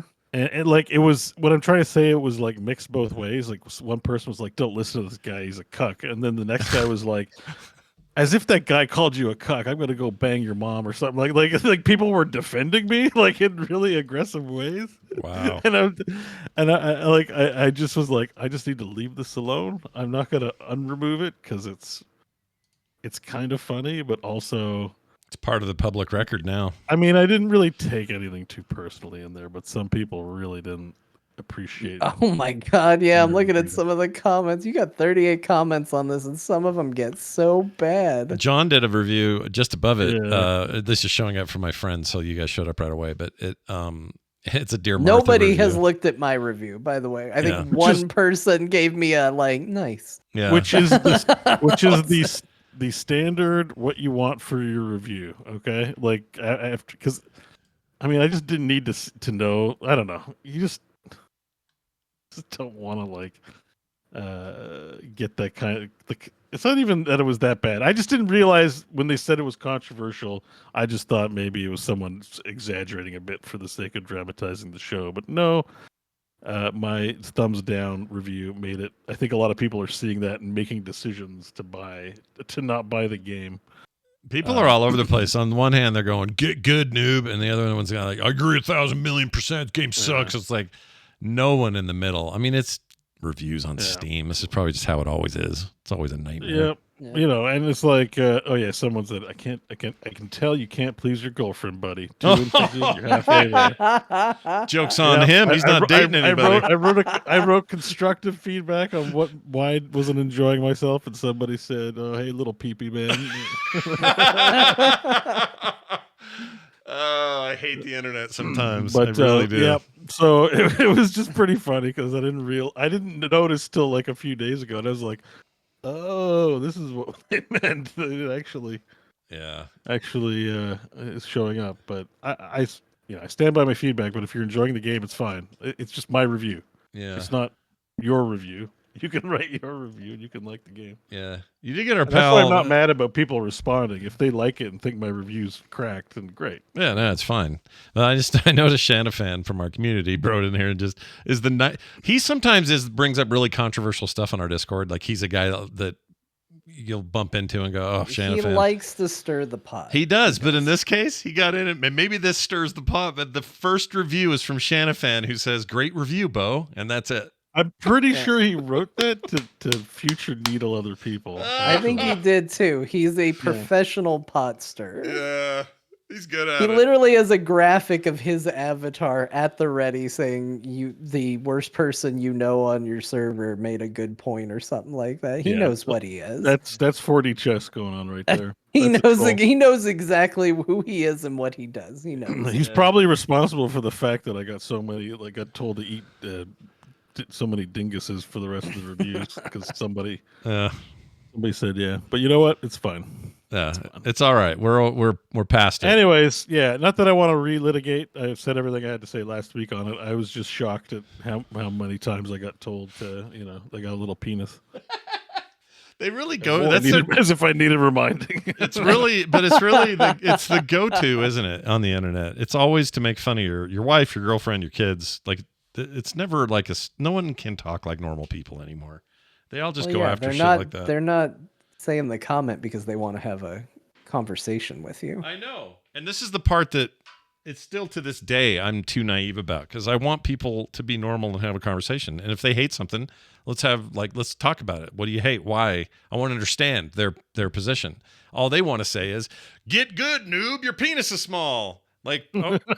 Yeah, because they know what their opinion is, and they don't need to have a conversation with you about it. It's a folly to think otherwise. You're totally right. All right, John, you beat the campaign, so I finished the campaign. Yeah. I mean, the funny thing is that I do agree with basically everything Beau said, and then my brain went, yeah, but I don't care about that because this game is really flipping good, and I love it, and I'm not going to stop playing it. Yeah. I will say though, so I had some complaints last week. My primary issue with the game was with the AI companions, and I felt like if they did their job a little better, a lot of the other things I have issues with in this game wouldn't be as big of a deal. Like, I do think, Beau's criticisms of the way parrying and some of the melee combat and stuff like that is totally valid. I feel like if my companions were doing a better job, I would be able to focus more on it and it wouldn't be as noticeable. So to me, the AI companions was, to me, the biggest issue that I had with the game. The nice thing is where I was in the campaign was basically the end of that being a big problem. So there is a point in the campaign. I don't think it's spoilers to say. My understanding is they made it very clear that chaos was in this game. Yeah. So when chaos shows up, they kind of abandon, let's give them other objectives to do for the most part. And the occasional times that they pull out, like, here's another objective, for whatever reason, those tended to be broken in the other direction. So there's one where you get a defend your squad mate because he's off doing something on his own and he needs help. And I found that he was basically invincible and enemies weren't targeting him. Maybe because the game's programmed to ignore the AI companions, and that's part of the issue. But all the objectives I got after that were laughably easy by comparison. So really the difficulty was coming just from, well, there's lots of enemies. And if there's one thing that the AI is at least average at, it's kind of randomly shooting when there's a bunch of enemies around, and sometimes they kill things. Yeah. And so I probably was doing more work than I would have with actual players playing with me, but at least that was a challenge I felt like I could overcome fairly easily. When it was trying to shoot things off a tower while protecting myself, while fighting all the enemies, while dodging, while parrying, that was too much. But when it's just like, okay, fight these enemies, I could do that well enough. And I stopped having issues with the game at all, basically once I picked it back up post-core last week. Yeah. And so it was fairly easy to push through to the end of the game, to beat the campaign. And it was a spectacle. I mean, this game looks incredible. Everything aesthetically is so spot on to what you want and so cool and over the top. It did lead to a troublesome rabbit hole where I now know a lot more about Warhammer 40K than I did previously.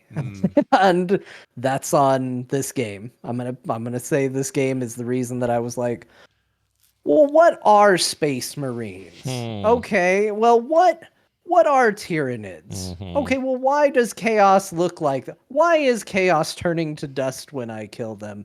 What are Cadians? How did Cadia get destroyed?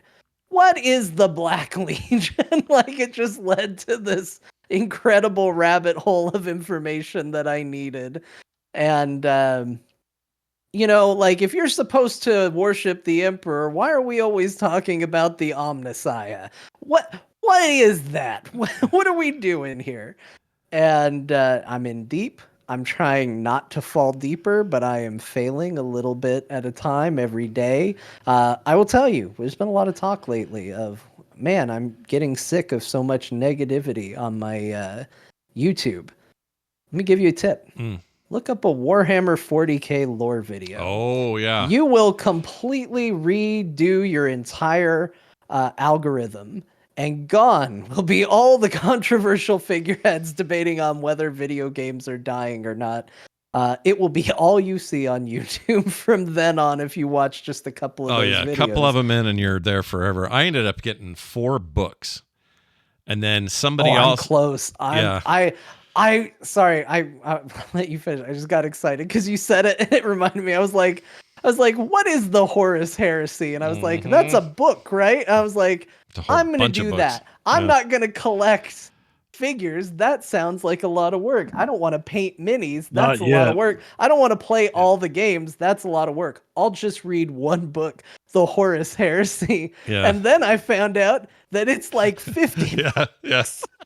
It goes on forever. I mean, there's a list, a ranking list someone gave me, and I still think I would probably read them in order, but there's also a brand new one that just came out that everybody's raving about, Inquisitor something. Crap. Let's see if Heresy's like an arc in the timeline. Yeah. They're all kind of like that. But the one I'm looking at here is... But it's just like, you have to ask yourself, what was each of the chapters doing and what were all the Xenos doing during that span of time? So that's like 100 books. There's a ton. But hats off to Racer951Y in our community, who was great about just helping me know where to go. That's funny. It's had almost the same thing. I had this giant crash and it pissed me off, but I was still like in such a 40K mood after this. Yeah. Just like, dude, I'm just going to keep There's a piece of art, and it's so funny because it's not the best piece of art I've ever seen, but there's something about it that I just love. It's of the Emperor, like the dead Emperor sitting on his golden throne. Yeah. There's like one of my favorite pieces of art that I've ever seen, and I'm like, how can I convince my wife, who doesn't like skeletal robotic things, to let me get a giant poster of a skeletal robotic thing sitting on a golden throne and hang it up in our house?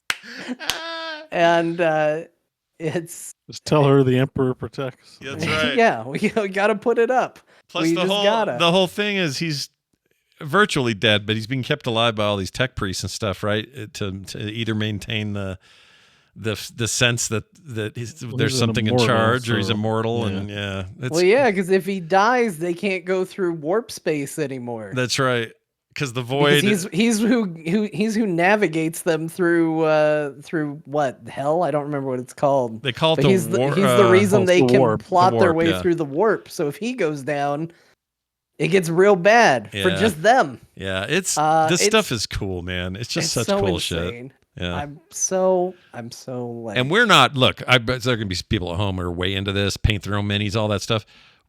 Relative noob when it comes to the lore and stuff. I just know what I like. And when I see this shit go down, I get excited. I love the whole thing. I'm excited for Henry Cavill and his production company working on a series, potentially more than that, and bringing it to... The secret level anthology has a Warhammer episode. Yeah. Warhammer 40K episode. With this dude in it, with the stuff in his head. Yeah. They're pips. That's the other thing. I didn't know that until this game because I'd never really looked that deep into it. But those things in their head, those bolts, those are like pips. Like, Yeah, I didn't realize that either. I always just thought it meant that they had been shot in the head, and that's how they plugged the hole. that's what I thought. No, it's like it's for one for each century, right? Yeah, and if you it's for the time, but also you get stuff jammed into you for accomplishments and rank and all that weird stuff. It's just the most insane worldview, and it works so well for me. And I don't give two shits about Warhammer normal.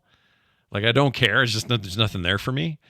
Well, there's a lot of fantasy worlds, right? But this is the only year 40,000 Yeah, world that nobody I can think really of. does this quite like this, except I guess Blizzard kind of lifted it with StarCraft, but that's them Even being. but then, it's it's a very different. It's very feel. different. Yeah. It's not, like that's, I feel like is It definitely was what makes inspired that, by, though. What makes that unique is like the presentation yeah. as an RTS. Like they've Yeah, fleshed it out for the RTS. This feels like truly it's horrifying. This is not supposed to be a place you want to actually live in. No, nothing's terrible. good. The Dark Everything's Ages, but terrible. future. Yeah, it's the Dark Ages. Even says in the narration at the beginning, there's so much superstition again, and it's even things like you must pray to the machine to launch the ship, and it's like, no, you just prime the engines and launch it. But they're all so religious about it. I love that But one shit. thing that probably smartly, because it's a brand that tries to make sales and it's pretty commercially known, is that the Dark Ages of our history are not exactly a great time. No, it's You a know, rotten time. The Terrible poor time. were treated like chattel. Like, it's, they don't show it a lot, but the idea behind an inquisition, would be to root out evil amongst your own kind. Like, it's not good stuff. No, there's no good Thankfully, guys. for the purpose of a toy collection. Right. We focus on the Xenos. Right. But certainly all that ignorance would also be directed inward to its own kind. Yeah. Yeah. And all their But, ships are cathedrals in space. They're giant churches, man. With like guys going, Ezekiel, the Lord on high hath brought me here to blow you to bits with my chainsaw. Like, it's just badass. Everything about it maybe is the awesome. books have this, because I don't know, but like if someone was like, the Emperor's dumb, like a space marine would come in and just curb stomp your Yeah, face. you'd be right? you'd be dead. Yeah. They just don't show that stuff a lot, where it's like, My favorite thing I learned this week was that the Inquisition within the Imperium, their slogan is "Innocence proves nothing." Yeah. Yeah. That's my favorite terrible. fact I learned about Warhammer. Is that the slogan for the Inquisitors, the people who are supposed to be your truth finders, is "Innocence proves nothing." Yeah. Like, it is absolute nightmare fuel. And I will also say the other thing I have learned as I have gathered information about this universe I knew nothing about before, is I thought the orcs were just a funny accent and a funny twist on orcs. The more I've learned about the universe, the more I think the orcs are the best race. I love in the all orcs. of Warhammer. Yeah. And I was like, oh, like these are the guys. These are the guys you want to hang out with. Can I make a prediction? Do it. What? John's gonna be painting minis. No, I can't afford it. Like, Yeah. there's a logistics issue. Yeah. Maybe if I make a lot of money, but I'm looking at all those toys on the shelf behind you. I know. They've seen better days too, though. The baby has assaulted him. The cat has assaulted him. There's a Transformers death happening. I think back there's there. what do you think, Scott? I think there's a room for like an Astartes squad on. Oh, yeah. One of those big mechs, the big holding mechs that they. I got a not so subtle warning from my wife about the minis. She's listening now. She's like, she came the day that first time she walked in and I was watching a lore video. She disappeared for a while, and then she came in and goes, "I want you to watch this clip." And it was about a couple that was in financial trouble and at the edge of separation. And part of what had put them in financial trouble was he had an obsession with painting miniatures and collecting miniature figures. And I was like, I didn't say it, Yeah. but I understood the warning I was being given in a not so direct way. So I mean, at the end of the no, day, I'm not planning on doing the minis unless I got. You'll know because you'll be like, oh, John, he's a prolific. I don't know, whatever I decide to do with my life besides do core on a weekly basis. When that happens, maybe I'll paint some minis. If I'm like Henry Cavill and I'm taking jobs where I can afford it, like yes, I would absolutely do it. yeah. But There's just some the detail is so rich in this stuff. I understand it. So like a lot of people are like, you're just sitting around painting those all day, dude. I get it. It's just so like tinkery and just like all the little details and the weird, versions of stuff. Like, look how they describe orcs in the Warhammer 40K wiki. I love this description. The orcs, also called greenskins, are a savage, warlike greenskin species of bestial, asexual humanoids. They reproduce with themselves, dude. Who are spread across well, I don't know if that's true. Asexual doesn't always mean that. But anyway, they spread across the galaxy. They are unique among the intelligent xeno species known to mankind. That is mankind with a capital M, because we're in freaking Warhammer talk here. They possess the psychological features of both animal and fungi. They share many physical and cultural features with the dark fantasy Warhammer universe orcs, and were initially called space orcs to distinguish them. This is my favorite part. Orcs are seen by their enemies, and then in parentheses, pretty much everybody in the entire universe, close parentheses, as primitive, barbaric, hyperviolent, and crude.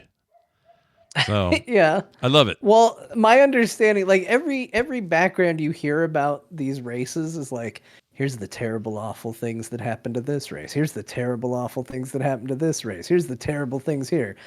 With orcs, it's like, yeah, the world's ending, and they were like, F it. Let's just fight and kill and have a good time while the world comes to an end. Like, that's it. Yep. That's about it. That's about as deep as they go.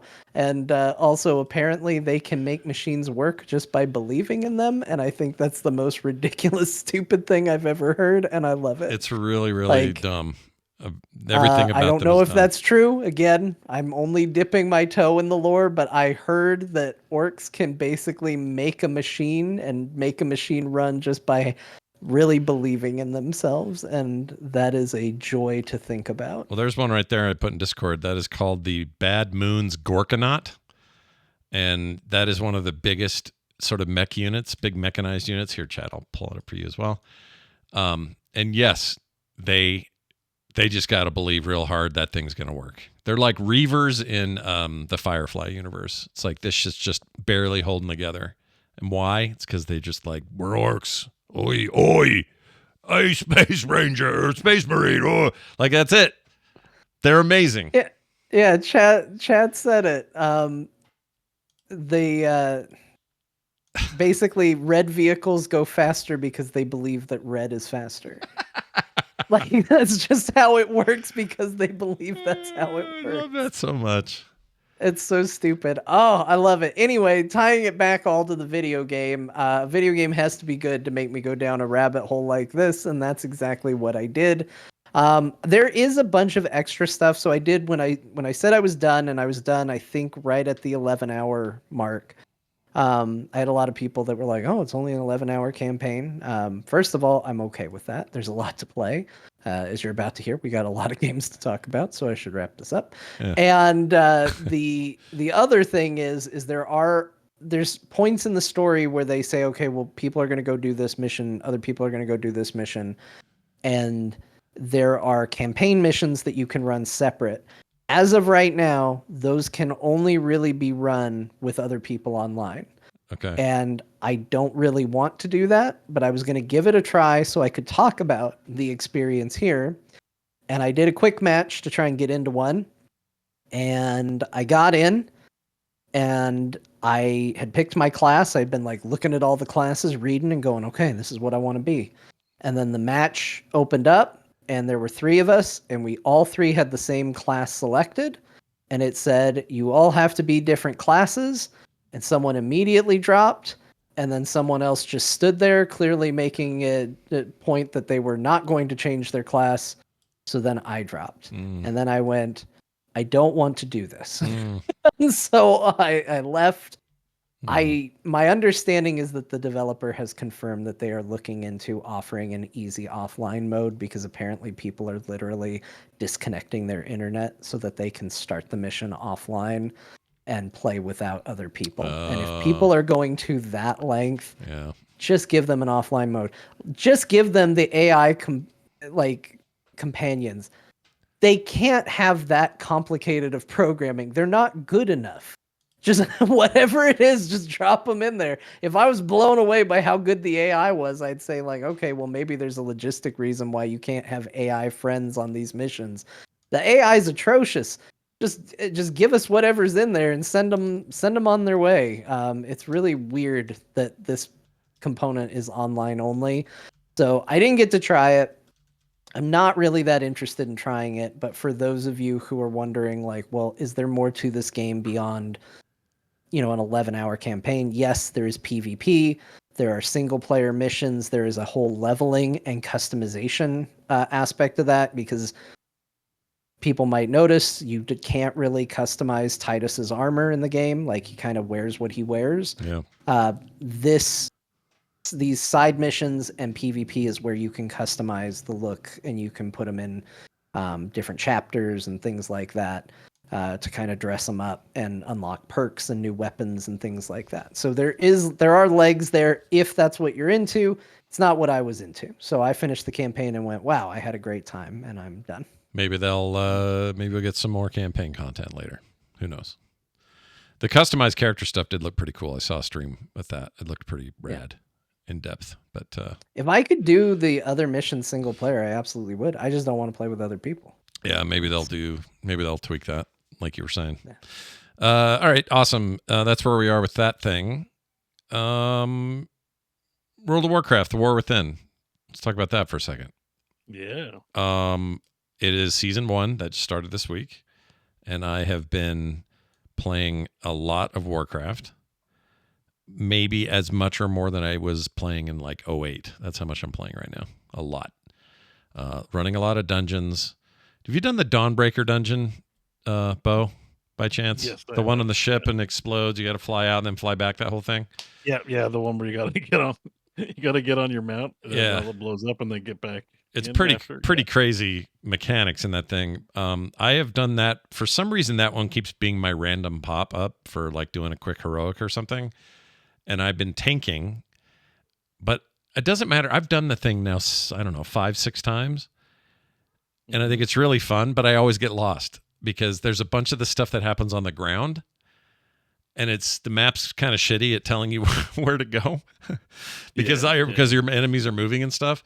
It's always chaos. Someone always dies. They're always I usually see what's going on and get there quick enough to get aggro and hold what I need to do as a tank. But there are times where I'm like, get totally turned around. Like, where the hell is this? And these guys are screaming in chat, where the hell's the tank? We need the tank. And I'll finally come over there. I usually fly out to find one orange booger and then 180. Yeah. And I'm okay. Maybe you should set it to not skywriting for the dungeon. Well, and I can do that now because I did the you have to unlock the new what's it called it used to be to unlock flying at all. They called it Pathfinder achievement. Yeah. The Pathfinder achievement in this expansion, I didn't even try that hard to get, and I got.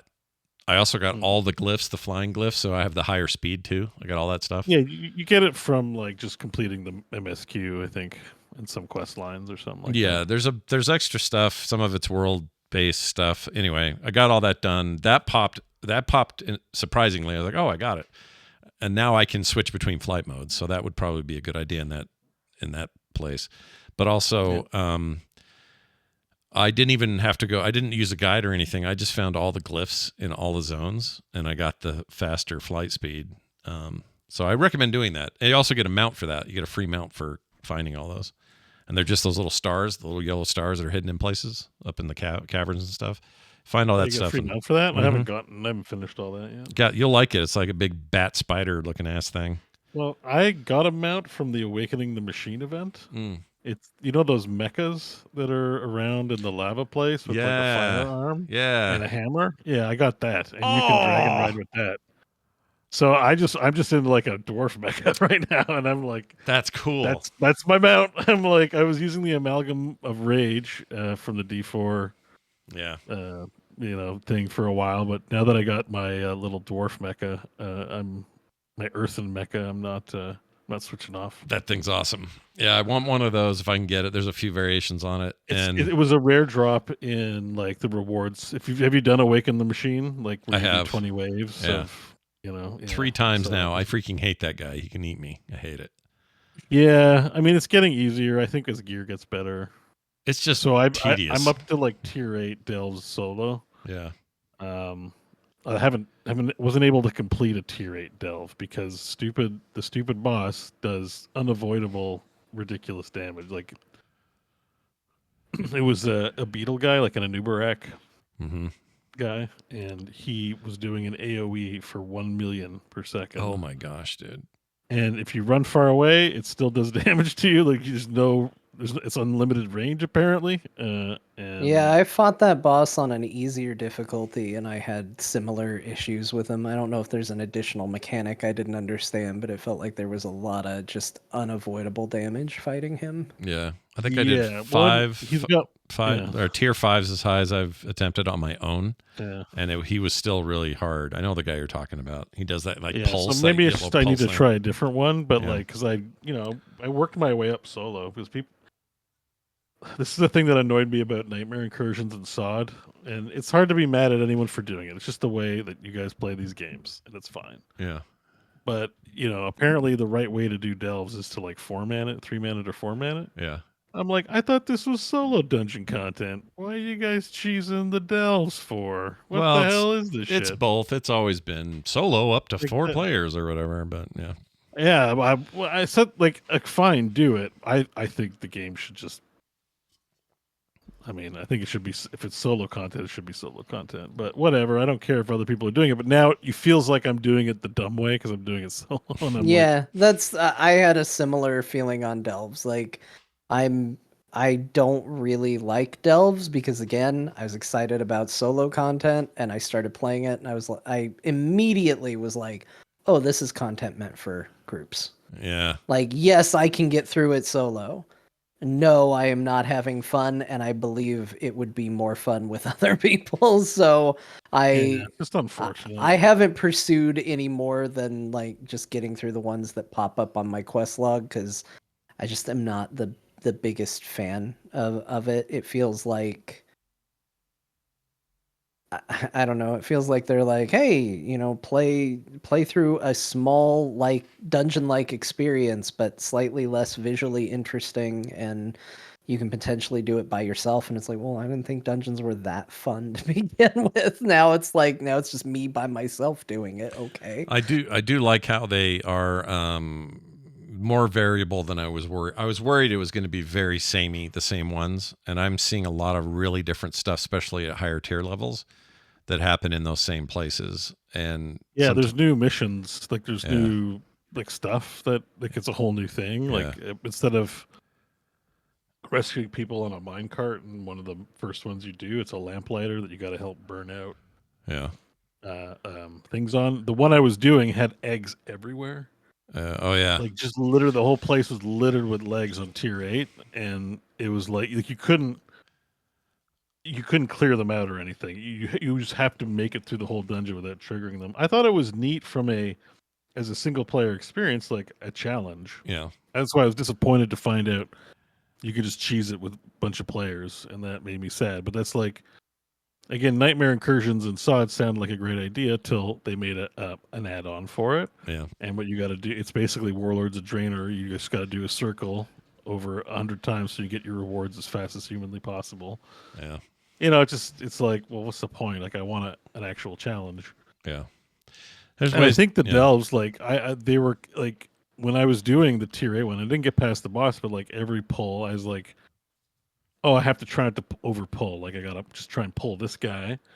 And I'm using on the warrior, I'm like making solid use of my self heals. Like, I'm like, I have to self heal. I enchanted my swords with Authority of Air to proc bubbles to help make me more resilient. Like, I'm I'm planning out how to do these things. So I'm like, okay, now I've got extra survivability, I've got healing, and I'm using pummel and spell reflection and trying to figure out what the right things to pummel and spell reflect are so I can, defeat the enemies. If I don't do it, I die because I take in too much damage. So it's like it's actually good content to solo. Like, it was like, why they let people do it in groups is like crazy. But maybe it's just my class. I could see it being hard to balance for how many classes and specs are there. Like, I've got a lot of self healing on the Fury Warrior, so it's letting me cheat. Like, I can cheese a lot of elites one on one with that. Yeah. So and I'm I feel like they're just circling the drain of this. Like, they're so close to like the perfect game mode in WoW, and they keep like, well, what about this? Well, what about this? Well, what about this? And they just keep, for me at least, missing that sweet spot where it's like you had what was the thing in Shadowlands that everybody hated, but it was a cool concept? Torghast. Yeah. Like, Torghast had some really cool, like, here's a lot of awesome perks. Here's a way to make you super powerful in one specific area. Like, that was neat. But the way everything else around it was kind of bad. Before that, Island Expeditions. Here's a really cool concept, but there's just some design elements about it that are just a little off. And Delves feel like another one of those things where it's like, we're most of the way there, but I feel like if you took all the good things from all of these things that they've been doing, and you could make something really perfect, and they just haven't done it quite yet. But it feels so close. It's like, you need a mode where, first of all, the primary focus is fun, not like... I do think WoW needs challenging content, but I feel like it already has challenging content. Like, I feel like that content exists. I feel like we don't need another avenue for it. I feel like dumb, fun ways for people to go in solo or with a group. I think trying to get both of those going is fine. But I think the primary focus should be like, let's let people go crazy. Let's create a safe space where people can go absolutely nuts and goof and find ways for powers to interact. And instead of it being a case of, well, it's more challenging by yourself and less challenging with people, instead find ways to incentivize bringing people because it will be somehow more fun. Create bonus powers that people can collect that interact with each other. Like Iron Man can shoot a blast against Captain America's shield and he can swing it around. Do that kind of stuff inside the dungeon when you have multiple people, but still make it a fun experience for one. Like, that stuff to me feels like what they need to focus on, because I feel like Delves are a step again in the right direction, but I can in my mind's eye, I can envision this perfect mode that I feel like they've been dancing around for years and still haven't quite nailed for me. Yeah. Well, for me, it's mostly been an attempt to gear up. I've seen people go in there and solo Delves every day and come out with like level, I don't know, 595 gear. I mean, like they're gear. They're like tier one, or sorry, they're like raid tier geared, and they haven't even touched a raid yet. I think it's great that there's alternate ways to get there. Than just, well, I guess I have to raid, or I have to do Mythic Plus, or I have, I think that there is some value there. I think there's some tuning, and I think you're right that something's not quite perfect. I don't think it's just simply that it's not solo content, because they do scale the number of enemies and how thick their skin is when you put more people into a tier 8 or a tier 9 run. It's just, I don't know what it is. There's some special little sauce missing, and this is maybe as close as they've been to what you're saying. Right? Just something's just out of reach, and so maybe, just maybe, they can tweak their way to it. I don't know. But that Delves aside, I've been playing the game a ton. Like, I think I played all day on like Tuesday or something like that. Yeah. just from waking up to like, it's getting to the point where like I don't have a ton to do, but like that patch that dropped on Tuesday starting season 1, put a lot of possibility in there. Yeah. And so there was, side quests and things to do. I started playing a demon. I said I wasn't going to play it all. There you are. Yeah. Yep. Time to alt. Whoever had like 2 weeks, you get win. I have 3 boosts, right? Like, because over the years I keep buying X packs and not using the boosts. Yeah. So I finally used my first boost. Do they scale? Do they bump up to whatever the current boost is? Yeah, like they say no. Sorry, I've got 2 boosts to 60 and 1 boost to 70. Oh, okay, I get it. Okay. Which I think is a ripoff. They should just make those boosts to 70. Like, that's what I thought you were saying, but that's yeah. I have 3 boosts, like, from X packs I bought, and I'm like, okay, well, let me boost a Demon Hunter to 70, and let's go. So I made a Demon Hunter, boosted it, and Havoc.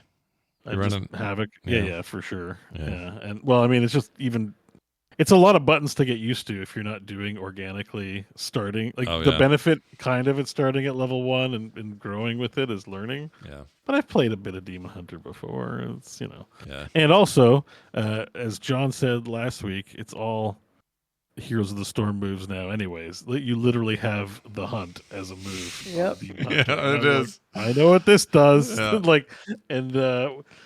So basically, like half the moves on the Demon Hunter are in Heroes of the Storm, anyways. I just want to be different. But the hunt really made me laugh, and I'm like, really? Like, and you know what sucks about the hunt in World of Warcraft is, it's not a MOBA. No, not that. It's that it only, so charge on the warrior lets you charge at someone, and I think there's an ability called Fellblade, which is kind of like charge, but it's shorter than charge. Yeah, and you get 2 of them. The hunt is like both. Like you lock onto somebody and you fly towards them. Yeah. Except, listen, in the game, hunt goes across the whole map. I should be able to hunt anything I can see. But no, I can only hunt something that's like 10 meters away. I'm like, what is this lame ass shit? Like, you let me hunt something from anywhere. So if anyone on the class development team is listening, like, please fix the hunt. It's not cool right now. Yeah. I should be able to, anything that I am allowed to click on, no matter how far it is, I should be able to go, feel the pain of 10,000 yells. Yeah. And, do that. I also, playing the Demon Hunter also got me into a side activity of farming the Black Temple. Because got to get them Warglaives. I need them Warglaive transmogs, so I was in there a couple times. Yeah, that's great. Cool. That place is cool. Holds up. I did similar. I said the similar thing. I got my second character up to 80 since we last talked. So I haven't used my boost yet. Though I don't know what to do with it. Somebody told me is it that earthen that you made? No, it's who was it? Oh, it's just GURP because I hadn't gotten my main there. I played that paladin the entire time, so got GURP up to speed. So now I have a choice. I have a couple of other 70s that are just sitting there, or somebody told me that Death Knight Frost builds are amazing right now. I don't remember where I saw it. I might do that because melee is scratching an itch for me right now, and I don't know why. Kind of enjoying it. Maybe it's because I've been ranged the whole game. What if you played a rogue, Scott? Here's what always happens when I play non-melee.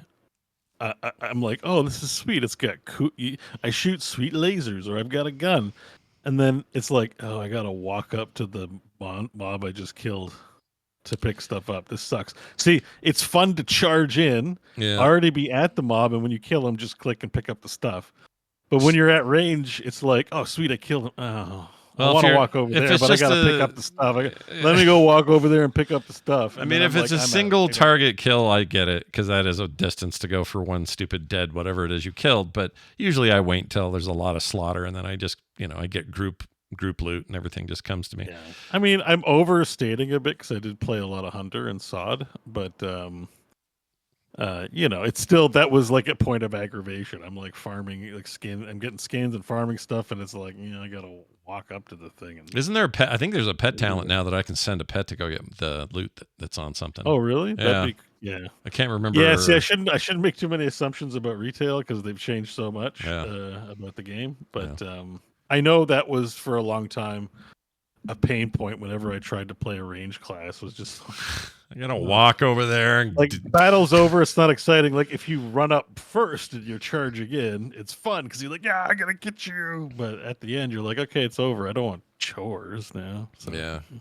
Well, I'm enjoying a lot about it, and I'm I don't know. I haven't been this fired up for a while, so I'm gonna. Yeah, and we're I guess raiding soon. Yeah, we're Right? on the same we're raid on a team. I'm gonna be co-tanking with Bobby. You're gonna be DPS. I assume your warrior is gonna DPS the hell out I'm of gonna things. get in there with Fury Warrior. I mean, if I gotta like tank, I can, I can pick up the torch, but Yeah. I do prefer playing Fury Warrior, but It's going to be a real learning experience for me in a raid situation, tanking, learning how, sharing stacks and switching off and all the stuff you got to do. I haven't really done any of that yet. I shouldn't jinx it. I did do the Raid Finder. Oh, how'd it go? So I've seen the first few dungeons. Yeah. The dungeon seems a bit confusing. Hopefully someone knows their way around it. It's, a spidery place, and I didn't know where I was going the whole time, and you did half the raid. I think the dungeons this go around, some of them they could have been made a little clearer. Like the cave ones are fine, like all the cobalt stuff, but once we get to the spider places... The spider places are a little backwards, and anything on the airships, like the Dawnbreaker, stuff like that. The Dawnbreaker is very confusing. Like, yeah, I agree. Like, even just when you go from the ship to the village, you can land anywhere in that village. Yeah. And so I just follow the other people. Yeah. Hopefully they know where they're going. That was the problem. Is they all looking at me. Place to land. They all think I know when I'm in there on Dawnbreaker. So I'm like, right. That's why I'm glad I'm not the tank, because I'm like, well, I just follow the tank around. Yeah. And nobody will yell at me. So I don't know who's running our raid. It ain't going to be me running it. I'm just going to be tanking. So yeah, it's a good idea not to have your tank run raid anyways, because then it creates big head syndrome. So yeah, and I don't want that. Not in it for that. I'm more in it for. Although who is running it? If it's not you and not Bobby, you guys both the probably hosts. Tanner, I think, or I don't know. Actually, I don't know who's running it. Is Tanner in our raid? Yeah, Tanner's part of it. He's the one that's been talking to us about all of it. He's yeah, he's not just a communicator. I think he's going to run it for us. But I am looking forward to it because I'll just be playing a very different WoW than I've ever played. I've never tanked in a serious situation. So I never raid tanked either. SOD was my first experience with raid tanking, and I had a great time. What's great about it is I don't give a shit how much damage I do. Yeah, right. That is nice. The meters. Like that whole you're very important. People are grateful you're there, and they'd love to see you do damage. It helps, but if you do 10 DPS, it's as long as you're tanking, as long as you're holding the boss's aggro, it's fine. That's all we care about. Yep. I put out some pretty good tank damage, but it will be nice. I'm not saying you have to phone it in, but I'm just saying like it's still a job. But like that, I always get frustrated when I feel like I'm pushing all the buttons in the right order and somehow I'm not top DPS. It's aggravating. You know what I mean? Yeah, I hate that. I hate that feeling, and it's never going to be. I got over that real quick when I ran with Hunts the Wind. It was like, oh well, this is a mountain I'll never climb. Yeah, Hunts the Wind do a lot of damage. Just for no reason. It was like if you looked at the DPS meters, Hunts the Wind was just like top by a mile. And it was like, well, how did he get up there that high? Yeah. What did he do that I didn't do? I don't know. So I just made peace with the fact that I would never be up there. And it was like, okay. Yeah. I'm fine. Well, he probably hit the trash. That probably helped. Yeah, hit you. Well, and you're not there for that part. You're off somewhere going, where that sound is. You don't count that. The boss DPS is what you want to check out. Yeah, that's true. I liked that because to me we're on an RP server, and in the early days of AIE and before that, I ate babies or whatever we called ourselves before we got banned. We were like doing some RP stuff. It was fun. And then that kind of stopped. It's like nobody really RPs. We just sort of are there and the server's fine or whatever. But John would do that thing in raids and it was just a little bit of an RP for me. Just a little. Yeah. He was role-playing himself, but, at least he was role-playing. At least somebody's playing a role. The fact that you're a rogue and you're doing it is cool. But if you were like a wizard doing it, I don't think people would be as happy as... No. Well, you got to wear your class on your sleeve a little bit. Yeah. Yeah, I mean, I'd be happy to join you guys once you have it on farm and can just carry me through it in a night. Like, that's all I really want. Well, I'm excited. So just let me know when it's on farm status, and I'll join you. All right. Well, there you have it. We'll Well, let you never know. I mean, not enough people will show up, you know. Well, yeah. I'm not saying kick somebody off the team for a night because John wants to join. No. I'm not going to tell you have to do that. Right. I might believe in my heart that you should do that. But when we're on farm, we'll think of you. You'll be at some tavern with your arms folded in the dark, leaning against a wall like Strider. And we'll just be like, psst. We need a rogue. Yeah. We need a rogue to come in with subpar gear and do subpar DPS to bosses only. Nothing has changed. I'm not going to help you fight trash. I love that. I'm not there for that. So yes, I continue to be your best World of Warcraft raiding companion. I do not want to show up until you have it on farm because I think any raid that takes more than one night is a waste of time.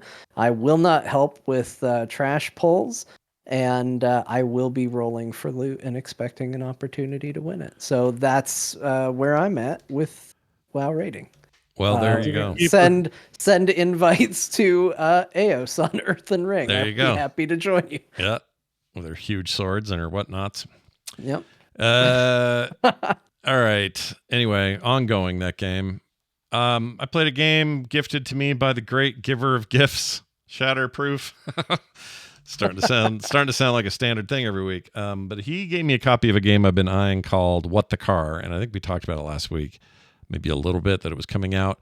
What the Car is made by the same people who made the game What the Golf, and What the Golf was delightful and wonderful. Basically, that game started out like a golf game, and you did a couple of things that felt like playing golf, but then it very quickly got really weird and took you places that made zero sense. And this game does that too with racing, but it does it much sooner. Like, as you guys can see in the video I'm showing, you immediately replace your wheels with a pair of feet, and now you're running on the track and drifting with the soles of your shoes. I like the drifting. The drifting is great. It feels really good. The drifting is awesome. But like the golf, that doesn't last. You're not just racing. You're not just trying to beat your best time. You're not doing that. What you're doing is stuff that makes no sense. So at some point, you get rockets. In this case, this very second level, he's got 6 legs now, and you roll around like a Katamari guy, trying to win this little obstacle that bear race. got wrecked. Yeah, bears get wrecked. There's a whole sub thing with bears. I can tell the bears are going to be either something sad's coming up with bears, or I can't tell. This game's going to get weird. It's already very weird. I've been kicking soccer balls into goals with this car. So far, what else did I do? Some other really weird stuff. And it's got a lot of like alternate paths, so you can get some secrets, and there's a bear riding on you the whole time, and then sometimes the bear's not with you, and it doesn't really need to make sense because this is the What the series, and it's freaking fantastic. I can't, if you like silly let's just go kind of games, like let's just play, and it's got a challenge. It's ramping up. It gets hard. And if you're trying to gold every level, I mean, it's really hard. Oh, the other thing that's different this time is there's user created content that you can make, but so can other players. So anytime you want, once you clear that part of the game, you can go check out what other people are making. And there is some really badass, hard, challenging stuff in there from other players. And so it's, got that kind of Sackboy, Little Big Planet kind of thing going on with user created content. It's great. Just a delight to play. Feels great. Wonderful on Steam Deck. It's awesome. It's great. I like the look of this. This looks really stupid. It's very stupid in all the best ways. I really, really dig it. So go check it out. That's What the Car ? On there. It's on Steam, and I believe consoles are all getting it. I think Switch has it now even. It's very, very good. And once again, thanks to Shatterproof for the gifted code. It's fantastic. He also, by the way, did I say it already? He's doing the Space Marine giveaway. That says code. Did I say that? I did. All right. Wow, So Shatterproof been helping with the variety of games we've played, and now we'll help you at home. That's right. Not just helping us. Big recommendation for this one. It's very, very good and fun. And it was such a nice, I played a bunch of this after my crash in Space Marine. And this was such a nice, defrost after that. I was so mad at my progress loss that I was like, you know what I'm going to do? I'm going to ride this stupid cart, and this bear is going to ride me, and it's going to be great. And that's what we did. Anyway, there's that. I mentioned the Space Marine thing. We already talked about it, but I will say that Space Trekker continues to be pretty cool. I really suck at docking. I've got to get better at docking because I spend so much time, especially the just-in-time deliveries, which are really lucrative. I spend so long docking. It's like back up. It's a Ding. skill you really got to learn, like from Elite Dangerous, like even docking and that was a challenge. Like you got to learn it. Yeah, and this one is a lot like that. It's like a kind of not quite full Newtonian physics, but you got to, pull around the right way and then use that camera and get right in there. And I just feel like I'm always effing that up and I'm causing leaks and I have to go out and fix those. And then there's this time, oh, John will love this. I forgot to put my suit or take my suit off because you're supposed to go in there and take your suit off after you're done doing work on the outside. And I just was like, got in the airlock, ran right to the seat, sat down, started driving again. And now I've got these meters saying you're low on O2, you're low on energy. And I'm like, is my truck low? And then I went, shit, it's the suit. I'm in the suit. So I went, took the suit off, let it recharge. By then I had to replace a power cell. There's some management stuff going on. The game is really cool, but man, I can't dock worth shit. I'm terrible at it. So wish me luck. I'm going to play more. Good luck with your docking. Thank you. That sounds like a dirty thing. Is it? It is. Oh, it is. Well, it's space docking. That's a dirty thing. Yeah, but what's the dirty? I don't want to know. You don't have to be in space to dock. Do I not? I think the term is space docking. Oh, it is? Is it space docking? I've always heard it as just docking. I don't know what it is. Do I want to know? Well, Urban Dictionary. I'm going to look it up right now. Let's ruin Scott's day. Urban Dictionary. Let's teach Scott something. Let's at least Scott understand why I was laughing through his entire description. All right, let's see if I can find it. Whoa. Sorry, that's what the car. Or what the, yeah. Urban. Urban. Hold on. Here we go. Urban Dictionary. I'm looking for docking. Yeah, docking. Space docking. Okay. Just docking. All right. Oh, stop. No one's doing that. There it is. Now look up space docking. Okay. Hold on. They've changed space docking because they're just saying it's the same as docking. Two objects name. Oh, geez. All right. Goodbye, Urban Dictionary. I've learned a little too much today. I wonder if GURP's still on there. I always check when I'm in here. Yep, still number one. The best orc hunter of all time, World of Warcraft. GURP killed 1 million mobs with one shot. Scott. That's what I do every time I come in here. Yeah. But I don't go past that. That's why I thought your review of Space Trekker was so funny. Because I featured... That's why you put a little LOL next to my docking thing? Yeah. Okay, now it makes funny. sense. Now it makes sense. Funny to me. It is funny to me in show notes. It was funny to me in real life. Especially because it kept going. You're like, I got to take my suit off. Yeah. I get tired. I didn't even know I was doing it. I didn't even know I was making it happen. I am not looking that up ever again. I mean, I won't need to now. I know it, but don't look up docking. Well, I don't know if you saw the right definition of space docking, but I guess you'll live. I think I did. Well, it seems like it's the same, isn't it? No, it's been supplanted. Space docking. Well, I don't want to say it on the show because it's probably much worse than what you read about docking. Really? How can it be worse? Well, because it's okay. It's when you poo into a vagina. No. There's no when I do anything. That is not. Patreon.com/core show for more great content. Stop. That is not real, is it? That's what space docking is. That's why I was like, docking's like okay, but you're really gonna want to gouge your eyes out when you hear what space docking is. Oh my god! It's in there. It's a few down. Yeah, no. That is an unsanitary practice. Don't be doing that shit. That's terrible. All right, moving on. Where the hell was I? I don't even know what to say. Oh, I know. That's all the games I played. John. That's what I was gonna say. Tell me, clean his ears, eyes, and every part of his body. If I remember right, last week you talked about Yars Rising a little, but you hadn't played a ton. So No, it was mentioned as one of the games coming out this month, and I said, "Here's a weird one that I was strangely drawn to," and I decided to just play Yars Rising. I decided to be the person who bit the bullet and tried this game. And I got to tell you, first of all, This game at times did make me wonder, am I playing a porn game? Oh, I don't know why it gave me that vibe. I mean, it has a very attractive anime character. That's part of it. But my wife came in and she goes, "What are you playing?" And I was sitting here playing it with my son. yeah, And she goes, "What kind of game is this?" yeah. And I said, "It's a Metroidvania game. It's fine." Orc massage. Yeah. And she goes, and as dialogue continued to happen, I continued to get the side eye. This is kind of a multifaceted thing. From a story and like character level, it's kind of your anime story tropes. The characters are a little on the annoying side. The story's a little light. It's kind of stuff you've seen before. But from a gameplay perspective, this is sort of like a Metroidvania mixed with Mega Man. Yeah.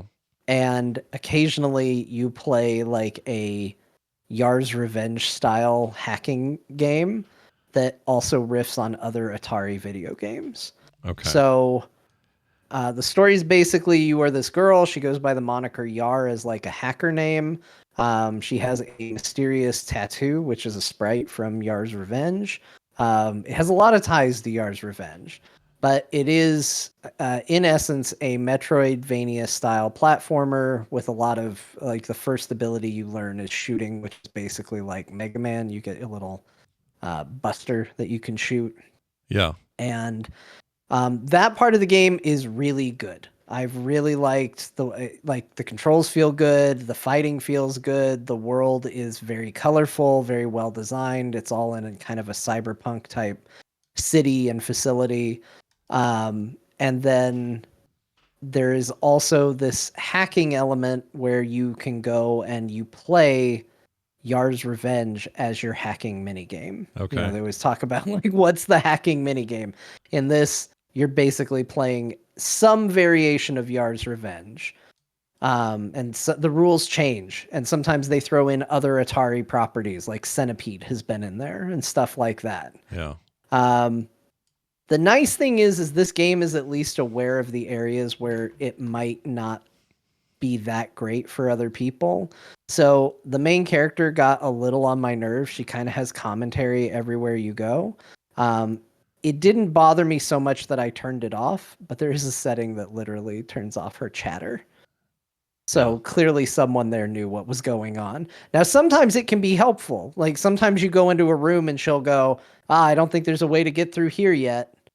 Or, you know, you'll get a new ability and you'll go back to a room and she'll go, "Oh, that leg upgrade will do real well here."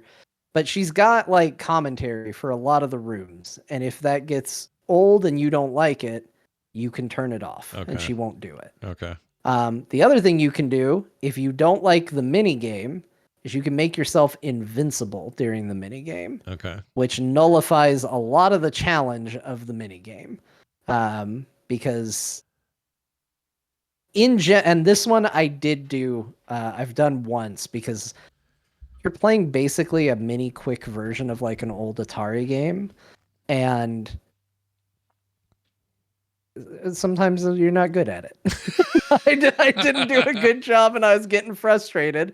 And I was liking the Metroidvania element of the game so much that I was like, I'm stuck on this stupid old retro style mini game and I can't get past it. I just want to go do the Metroid thing.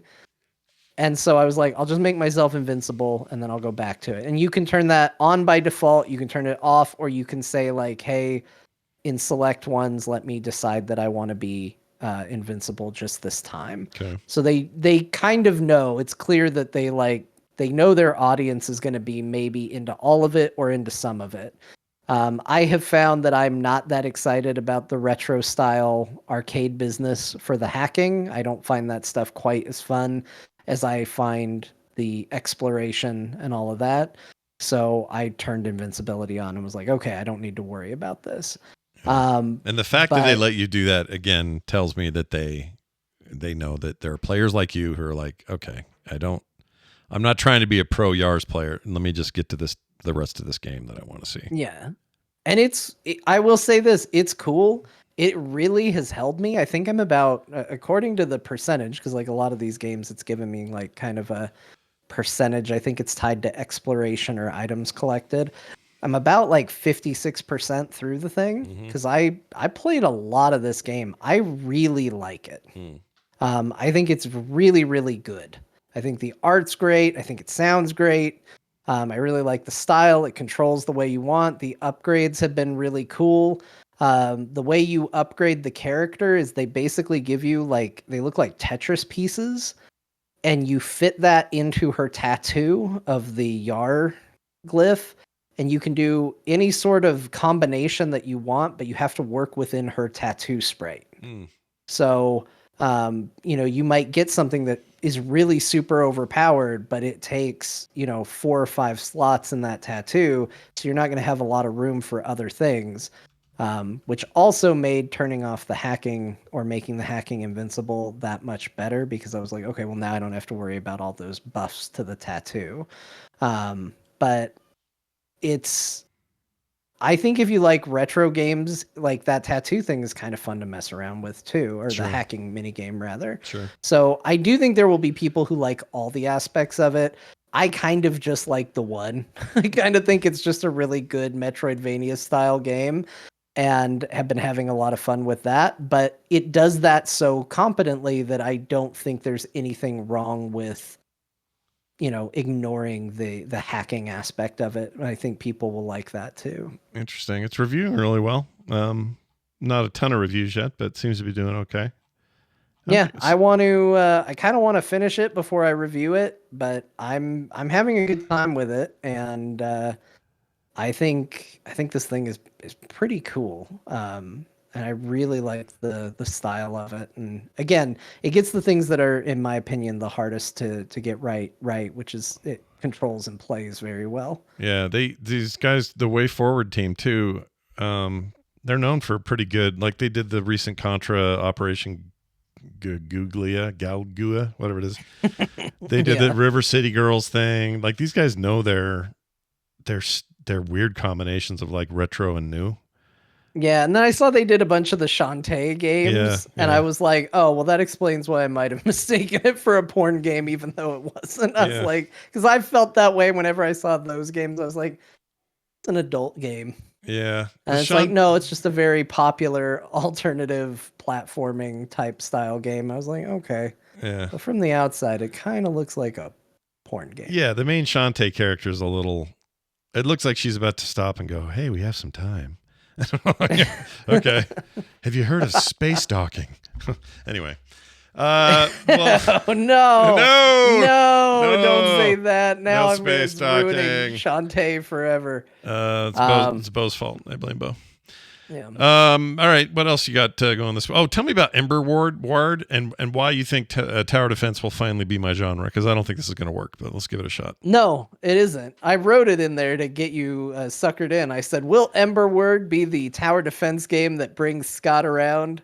Probably not. Yeah. But thank you, Shatterproof, for sending me this. It looked interesting to me. So the idea of it, a weird thing this week where 2 games that I played had a lot to do with Tetris pieces, which isn't an insanely high number 2, but it's weird that it is 2. So this game is a tower defense where you are given the path that enemies are going to spawn, and you're given a bunch of Tetris pieces that you use to construct your walls, and that's what you're building with. It's not just a freedom to throw a bunch of towers down wherever you want. You get these Tetris pieces, and you can see how it's going to manipulate their route going through the place, and then the towers can only be built on top of the walls. So it is full-on a tower defense game. I thought maybe it would kind of skirt that a little bit in some way, but ultimately it really is just, it's tower defense with some additional little elements built in. I do think it's pretty cool. Like if you like tower defense games, I think this will be a game that you'll probably find something to like about, because you can actually get upgrades that you tie to the bricks themselves. So for example, you might get, I don't know what the name of the little Tetris blocks are, the Tetrinos. I don't know what names they have names, but I always forget them. Yeah. But like, okay, the straight one. Sure. The big long straight one that everyone loves in Tetris because it's what gives you Tetrises.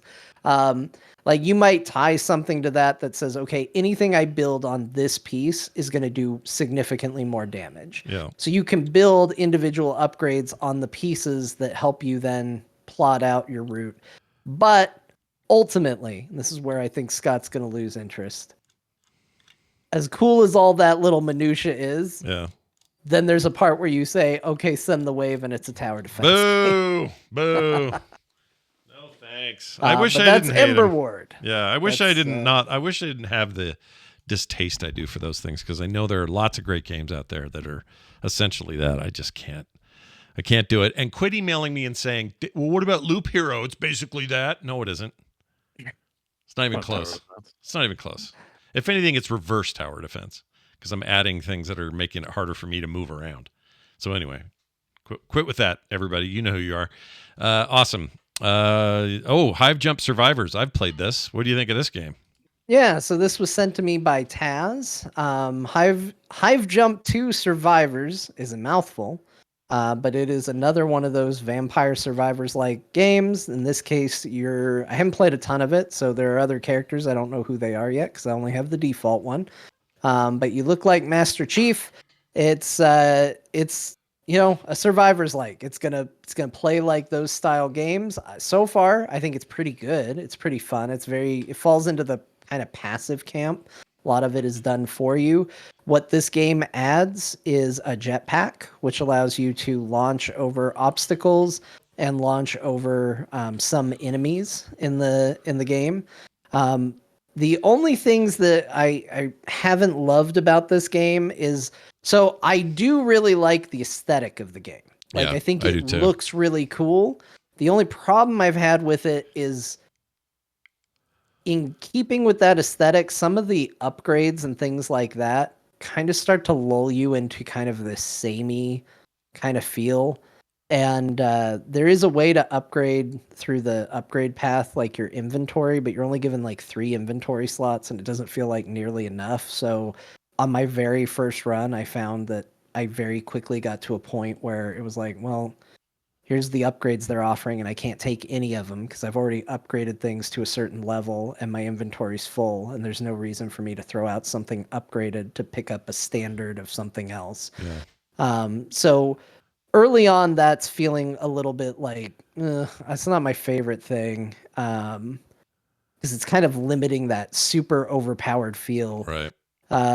I would say this feels most like the dwarf game Survivors, like the Deep Rock Galactic one. Yeah. This feels in the same vein as that, mildly different.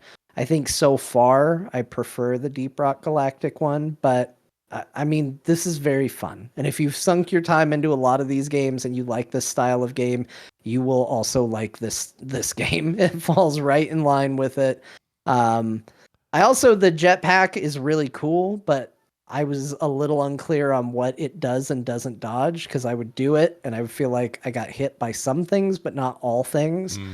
I think that might have to do with projectiles and flying enemies, but I just wasn't 100% sure. So I was like, and now to get myself out of this situation. And then I took a bunch of damage. I was like, well, why?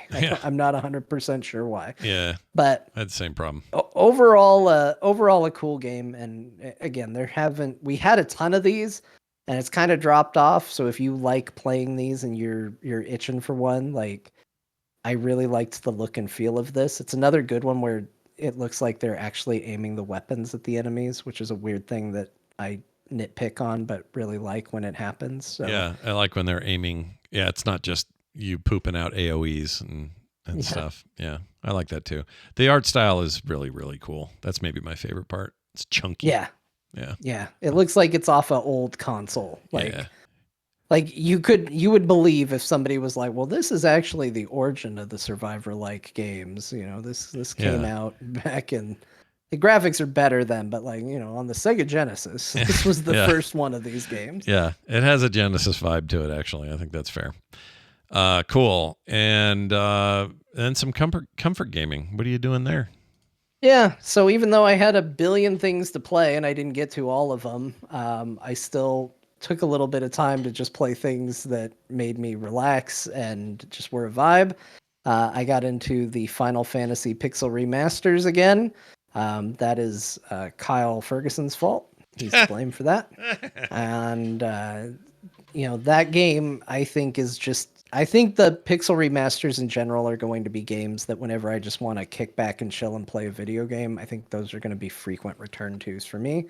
And then, thanks to Beau, while I'm thanking people, I was like, I got to go back and play some Cyberpunk 2077. And I did. And I hit a point in it where I was like, well, I'm either going to just play only this for a week, or I need to step away from it and play some of these other games, because people have been gifting me stuff and I always try to play it, and I'm backed up a little on it trying to get through it. And I was like, I'm going to feel so bad if people have gifted me things and I'm like, well, this week I played Cyberpunk 2077 for the 4th time and it's still good. Yeah, no, it's been very nice and generous, but I now get to the point where I'm like, no, I can't. Like, I'll get to it when I get to it. Yeah, I need to play. But, I want to. Cyberpunk's a good game. Cyberpunk is just got an update for the AMD thing. I forgot the name of earlier. Their DLSS thing. Yeah, FSR. That's it. Some big update on Steam Deck that makes it, and already ran really good on there. But if you're a Steam Deck player, apparently now is the time to keep going on there, because Cyberpunk got a big boost. So Cyberpunk is ruining a lot of games for me right now, because playing that game, I know it didn't start this way. So before anybody's like, well, it started broken as shit. Yes, it did. But I get in there and I play Cyberpunk and I go, how does a game look this good and run this effortlessly for me? Like, it runs so smooth and it runs so good. And then I go and I play games that look 15 times worse than it, and they're a stuttery, like, jittery mess. And I'm like, what is going on? If Cyberpunk can look the way it looks, you can run. Find a way to run. Find a way to run. Exactly. That game is continually impressive and also irritates me that other games can't do it. It's like, come on.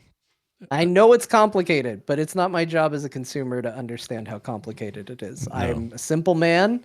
I'm not a game developer. And when I look at pretty picture and it runs very well, and then I look at not as pretty picture and it runs poorly, I go, there's a problem. Yeah. Like, that's all I can figure out. I'm not a logistics man. I just, one looks really, really good and runs really smoothly. That's all. Well, there you go then. Beau, let's swing over to you. Tell us about. Oh, you got into Skull and Bones a little bit, did you? Tell me more. I gave it a try. I figured I spent the money on it, and my 2 weeks to return it elapsed. Yeah. So, I might as well give that a go. Yeah. It's certainly a game that was released this year. Wow. It was not bad. The game, you are a captain of a ship. Oh my gosh. This sounds like Beau's trying to avoid getting 35 comments on Steam again. No, I could probably bash the shit out of this thing and everyone would be on board with it. I think here's it's one of those scenarios where the thing is laced with production values, but poorly done, like bad direction. If that can make any sense. Sure.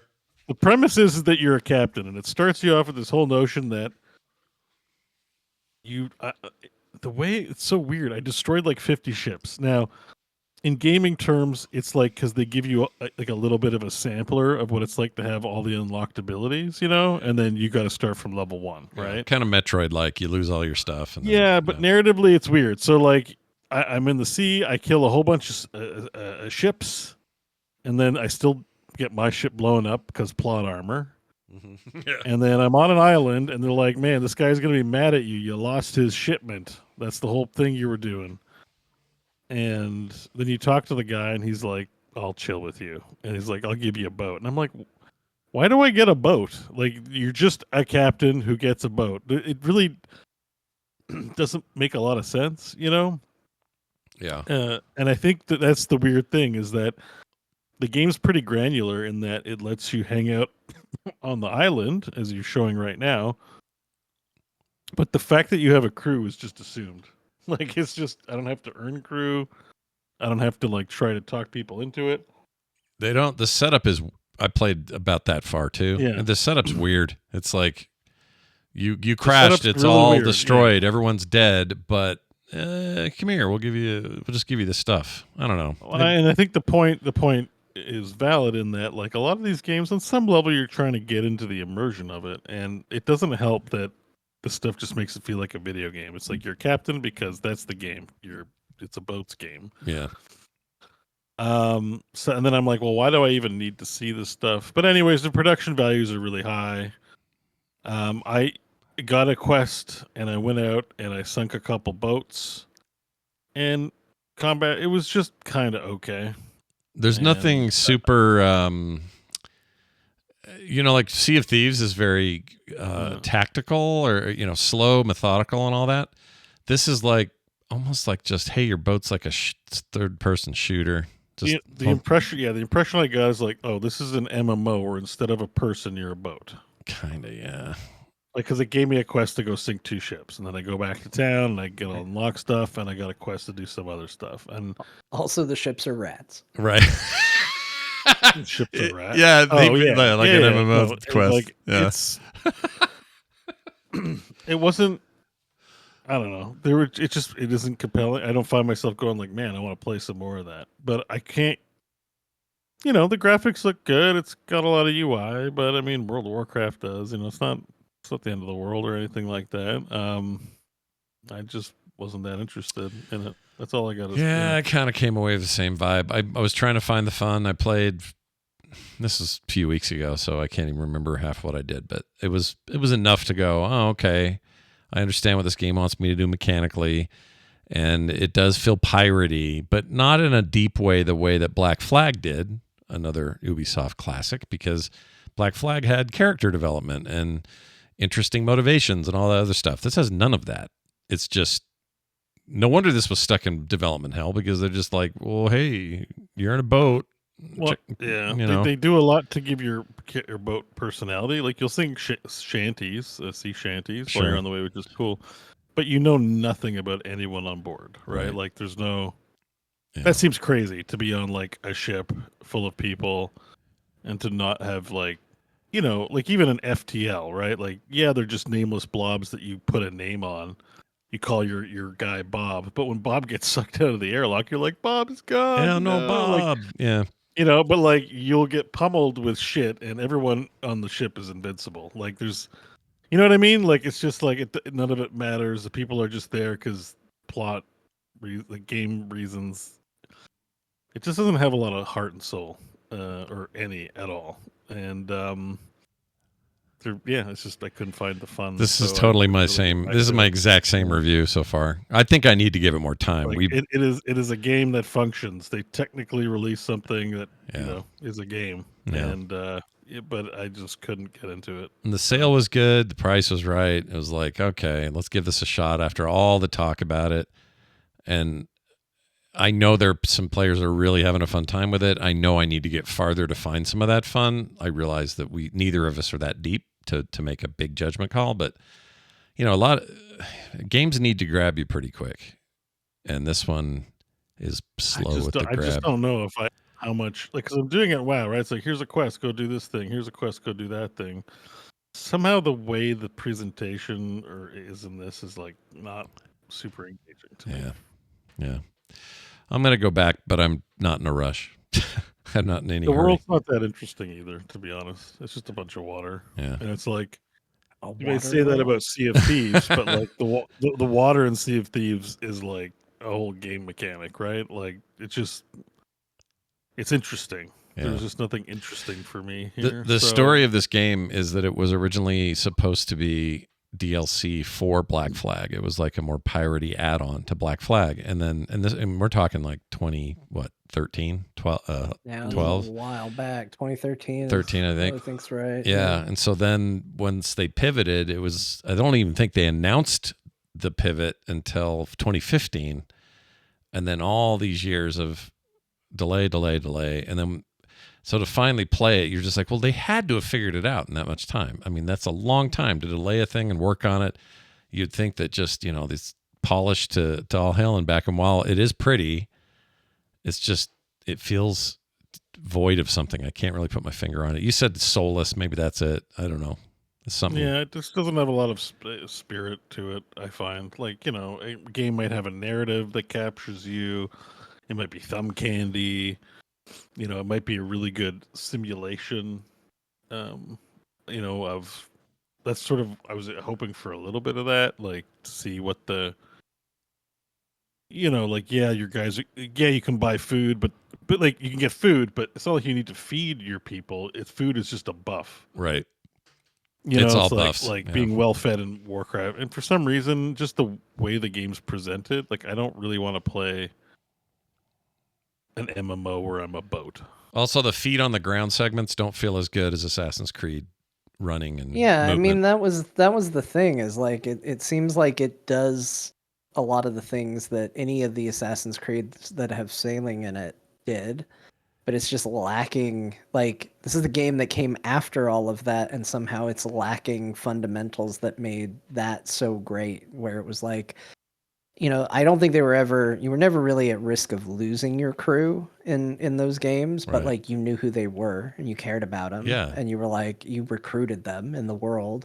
And like going to an island in the Assassin's Creed games was cool, because it wasn't just like, oh, well, I'm going to go do, I'm going to go dig up a treasure or something like that. Like, there was a story there. So when you found an island in like Assassin's Creed Odyssey, it was like, well, what's going to happen here? And you might be off the boat for hours doing a separate story, because it's not a game about sailing, but like that made the journey between that much more interesting, because who knows what's going to happen when we get there. Yeah, good point. Beau, what else you get up to? Yeah, all right. What else did I get up to? We played, my notes are looking a little different. I think we played a lot of The War Within, which we talked about. Yeah. Right. So I played some Deadlock and Heroes of the Storm. Mostly it was World of Warcraft that I played. Played a ton of that. I played some Deadlock, some Heroes of the Storm this week. Yeah. That's about it. Most of my time was just, I've been playing WoW. But I didn't want to do a quick mention just because we've been chatting about it. But Phase 5 for Season of Discovery is coming September 26th. Yeah. And I bailed on Phase 4, and with me bailing, so did most of the core SOD guild. And I think a lot of those folks are playing retail because retail's really good. However, someone mentioned to me that they are consolidating servers into a mega server for SOD. Oh. So you might want to look into it. Good news, we found out today that the mega server is actually going to be Wild Growth. So it's the server we're on, so we don't got to migrate nowhere. Sweet. Everyone's migrating to us, which is good. So nothing to worry about there in terms of doing free character transfers. But I've been thinking about, if there's enough interest for Phase 5, getting back into Classic so we can raid Molten Core. And I think, what are the other ones in that game? Freaking Dragon Palace place, Dragon Palace Junior, Blackwing Lair, and Zilgarub are coming in the next phase. So, it might be a good time to get in and have us a classic good time again. So for those people interested, please respond and let's figure that out, because I kind of miss playing classic. I've been playing a lot of the War Within, but I'm sort of I feel like I'm finished like the main stuff, which for me is like the questing and then just getting ready for raids. So I'm like, I might go back in and finish the level 50 to 60, which is the only part of the questing I haven't finished yet, and maybe get some raid going. Nothing wrong with that. A little bit of classic in your life never hurt nobody. A lot of Warcraft in my life these days. I took the break on purpose, and now I'm full pin in the World of Warcraft. So might play all the versions. I'm having the same. Other than not playing classic, I haven't been this in for a while, so I feel you. One thing I will say, I had a good laugh because I logged in. In retail, I get an item, but I throw out the worst item and equip the better one, right? Yeah. And you're like, and you just sit there and go like, why can't the game give me more Valor Stones faster? What is this shit? Yeah. But like, you throw things out. You just keep the best item. But my bags in Classic, like I just because items like have personality in Classic, so like I had like so many items, and I'm like, oh shit, I forgot like what do all these do? I just got so much stuff in there that I keep, and it's I kind of like it. It was a noticeable difference. I was like, oh, this is a difference. Yeah. There are a lot of quality of life things in there for sure. How you manage your inventory. They're like it made me sort of now that I'm playing both full pin, it made me appreciate there's really good things about retail. Yeah. And there really good things about Classic. And I think one of the really good things about Classic is feeling like the items are kind of valuable, like cool, and you hold on to them and have a use. Yeah. Yeah. So I do like having a Regent bag in the new game or in retail. I like being able to just. Oh yeah, the reagent bags. Well, there's so much confusion. There's a reagent bag. Yeah. There's a reagent bank. Yep. And there's a warband bank. Yep, that's new. There's a void transfer bank. There is. There's there's so many places to put stuff now in retail. It's kind of hilarious. Yeah, there's a ton of destinations for your crap. Yeah, so guild but that's a good thing. Like it's nice to be able to share my bismuth between characters. But yeah, it's like there's just advantages to both. World of Warcraft retail is very convenient. A lot of convenient things, except getting Valor Stones. For some reason, they want to make it really slow to upgrade my gear. Yeah, I'm capped actually right now. I need to go spend it. Why didn't you listen to Bobby? He said you need to spend them. I know. I listened to him after, or no, I listened to. Yeah, I basically took his advice too late. Is what I did. And I didn't have time, so now I'm just, it's whatever. Right. I'm not that hardcore about this stuff anyway, but I'm currently capped for the week, so I got to go spend it. I want to address chat room, because there's a couple of people who commented on, someone just said, Beau's done with Deadlock. No, I said I played it this week. Oh, you did play Deadlock, and Heroes of the Storm. Yeah. I mean, the problem is with some of these games, if it's a new game, it's like, let's talk about the new game. If something new and interesting happened in the game, let's talk about it. Yeah. There's not much. I think these guys are playing Deadlock, and there's not much new to talk. Like I played, I played a hero I played last week, Vindicta. She's kind of fun. It's like, there isn't much to say about the game, unfortunately. Yeah. We all do that. Like I probably spent most of my gaming time in Fortnite, but I didn't mention it. Yeah. Like, because what am I? Hey, I got another victory royale. Oh. Whoa! like, look out! It happened again. Yeah. I didn't win the lottery in Final Fantasy 14. I did play Deadlock. I did play Deadlock and Heroes this week, and so it happened. Good. MOBA, you got your MOBA in. That's important. Get your daily MOBA. I like to compete. I like to win. Yeah, you're a competitive. Am I gonna win? That's right. He's the Wario of this group. All right. Speaking of, I forgot to mention in Baldur's Gate 3 we had a multiplayer session, but I was feeling very ill, so I didn't stream it. Oh, but I wish I had. I almost got Crofton killed in the House of Hope. That's not why you were ill, though. No, that's not why I was ill. But there's an incubus, right? Yeah. And an incubus is like a male succubus, and they have sex with you, and then I think the male ones steal your glamour, but they go off and have demon babies and shit. Yeah. So there's one in there, and we talked Crofton into disrobing and having sex with it, which he did, but at the last minute he pushed her off, and I was like, oh, damn it. And this is both in game and then real life for him as well later on that night. Well, he it was just in game, but because the incubus transforms into a girl. Yeah. And then, he was having sex with a girl glamour, but it was a dude. And so afterwards I pointed out, I realized this makes you gay, right? Like, just so. Yeah. I don't think there's anything wrong with that, but just so you're aware. What did he say to that? He's like, maybe I am gay. All right, Crofton. Look at him being all progressive. Good reaction. I like it. All right, we're going to take a break. When we come back from the break, we got a Dear Martha lined up. Some news of note, a couple of quick phone calls, and a reminder about that contest. I want someone to win it. So we'll talk about all that in a minute. Stay tuned. All right, I'm going to go pee and change my mouse. Gosh dang it. This thing is seriously free. Okay, let me kick us off here with this.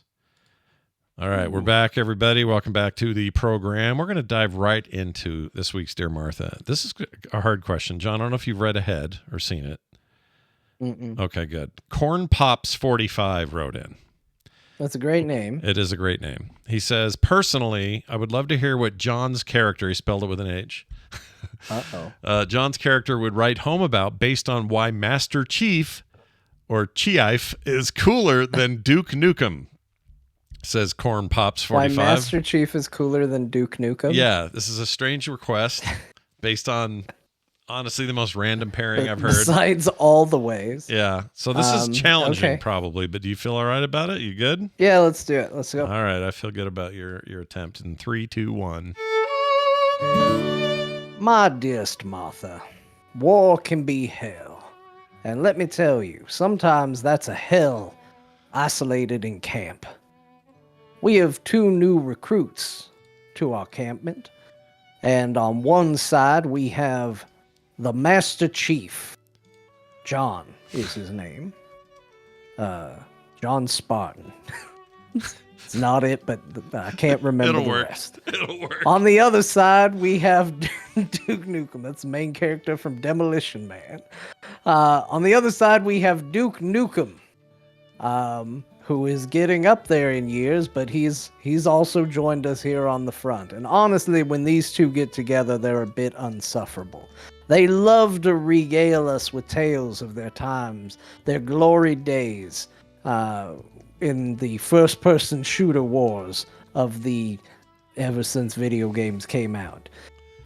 And so we hear stories like Master Chief, and he'll sit around and he'll say things like, so then I said to him, I'm going to give them their bomb back. And everybody applauds because it's a cool thing to say. And then Duke Nukem says, so then I said, eat shit and die. And everybody looks at him a little confused as to why that was a particularly good story, which only led to them competing. And all of a sudden, Master Chief saying, well, I had to fight the Covenant in space. And then Duke Nukem says, those alien bastards are gonna pay for shooting up my ride. And we're, okay, nobody played that game. Nobody knows what you're talking about. And then he goes on to say things like, I like to say cool things before I do stuff, like, I'm gonna here to kick ass and chew bubblegum, but I'm all out of gum. And it's like, that's fine, but we all know that's from a movie. You didn't write that, Duke. Somebody else wrote that for Rowdy Roddy Piper. Yeah. You didn't say those words. The fact that you're repeating it doesn't make you cool. It just means you saw the same movie we all saw. I think Duke Nukem's trying too hard, Martha. And it's honestly bringing everybody down. Almost as down as the fact that we haven't seen Master Chief do anything interesting in the past little while either. I mean, what's the deal? He's got like 3 really good adventures that he talks about, and then all of a sudden he's like, and then the adventures get really different. But they're the same adventures. They're not, he's still fighting the Covenant. And yeah, there's weird guns that transform, but it's still the same thing. And it's not that good. Anyway, I just wanted to gripe for a little bit, Martha. If I have to deal with any more testosterone, I think I'm going to ship back out and visit you, because it's getting a little thick over here. Yours in this life and the next, Edgelord 23. Your voice work for Master Chief was unexpected. That's very good. Yeah, it was pretty good. You sound like that guy. Do it again. Give me another. I'm going to give the Covenant their bomb back. There's something about it. Yeah, I want a whole radio play of Duke Nukem and Master Chief. Yeah, I'd listen to that. McDonald's. Yeah, it's Patreon level unlocked, everybody. Man, those alien bastards are really ruining my day. I haven't seen a cool movie in 37 years, so I don't have anything cool to say. Yeah. I think Hey kids, I'm Duke Nukem. Give chicks money, they'll show you boobies. Nailed it. It's a little that's too close. the beginning and end of all the lore of Duke Nukem. I was just talking while you were doing that, so I was trying to, I shouldn't even talk about it. Never mind. I got a text from somebody I can't talk about. All right, moving on.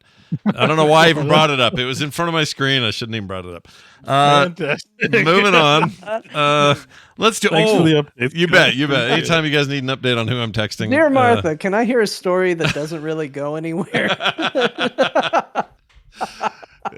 You're not wrong. That was all very weird. All right, here we go. Time for the news. Couple of little items here. You can buy the Crew 2 for $1 on Steam. I did that based on this news. I don't know if I'll ever play the Crew 2, but I own it now for 98% off, $1. I don't know why they even did that. Is it getting delisted?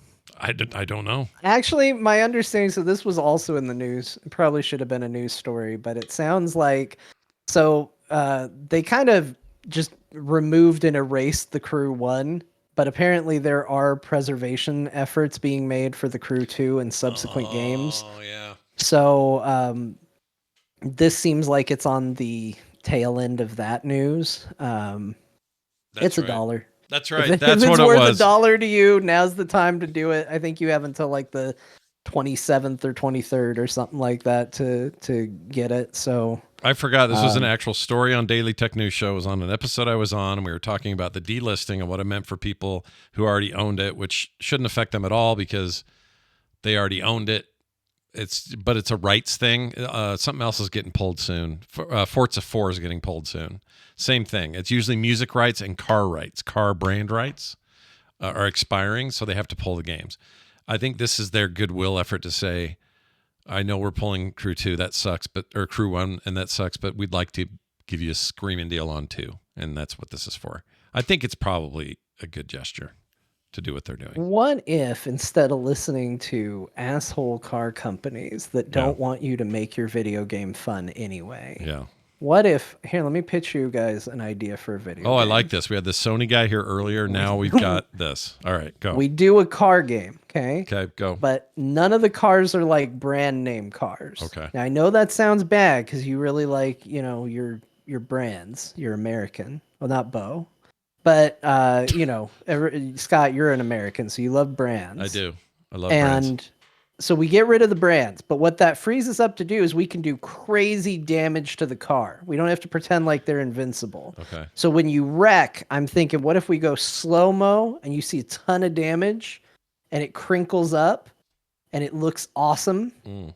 And then what if, in addition to that, it's better than all the other racing games that are ever made? Okay, well, you have a deal as long as there is a DJ with a stupid name who says things like, I'm DJ Automaton and welcome to this. What if we call him Atomica? Oh, shit. And what if we let you just go around the whole city and do whatever you want? I can't remember what his name was.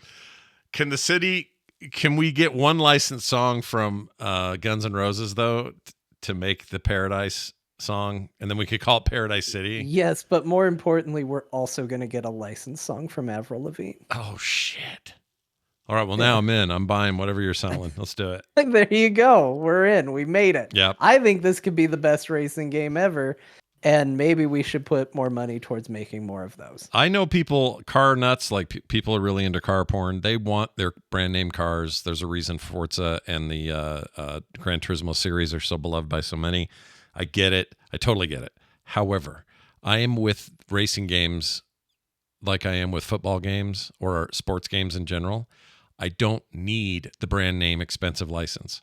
I'm okay calling them the Colorado Crunchies or the New York Numbnuts, whatever you want to call them. I don't care. I'll play those football teams. In fact, I might prefer to play them because I think that's fun in a video game to have fake names. Not since the Tecmo Bowl days and other things like it.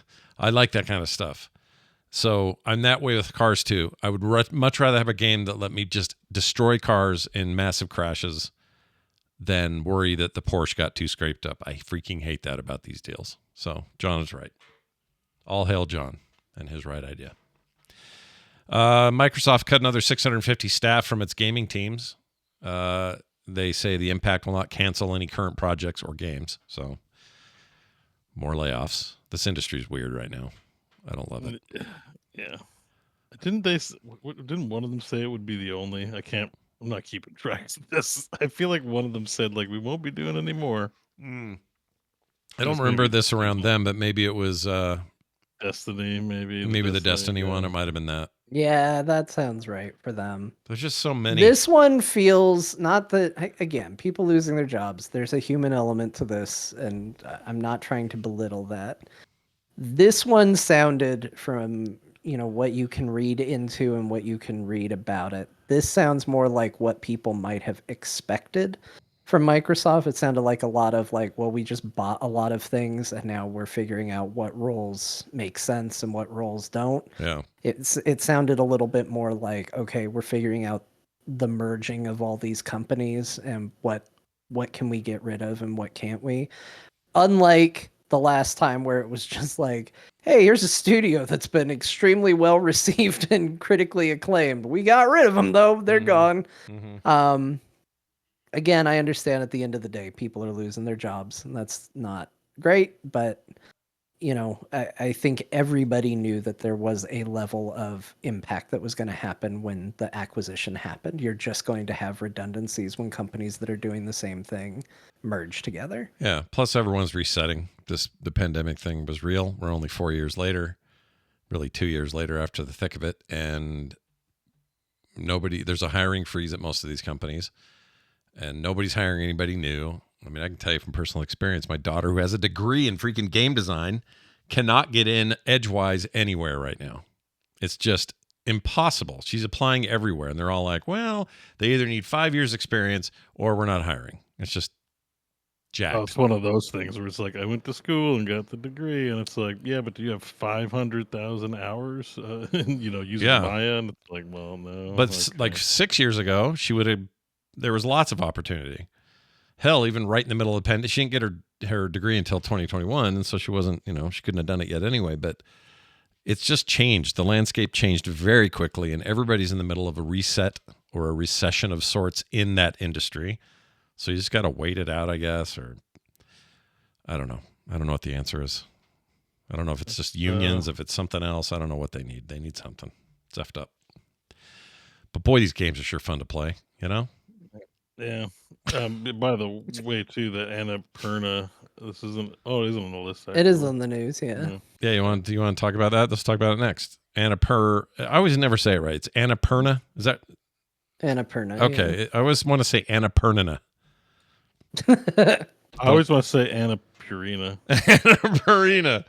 Like makers of great dog food for decades. Okay, so this whole thing, I was watching this earlier as well. The one thing I didn't know is the owner or president of Annapurna is the daughter of, I forgot his name. He's huge Oracle guy. Larry. I think it's in the article. Oh, is it? I could click that. I think. Bill Perna. No. Bill Perna. It's Larry Ellison. That's who it is. Jeez. Big billionaire dude who started Oracle. Anyway, they've been having this dispute. They're trying to figure out a way to spin out the video games thing, and she suddenly quit the negotiations.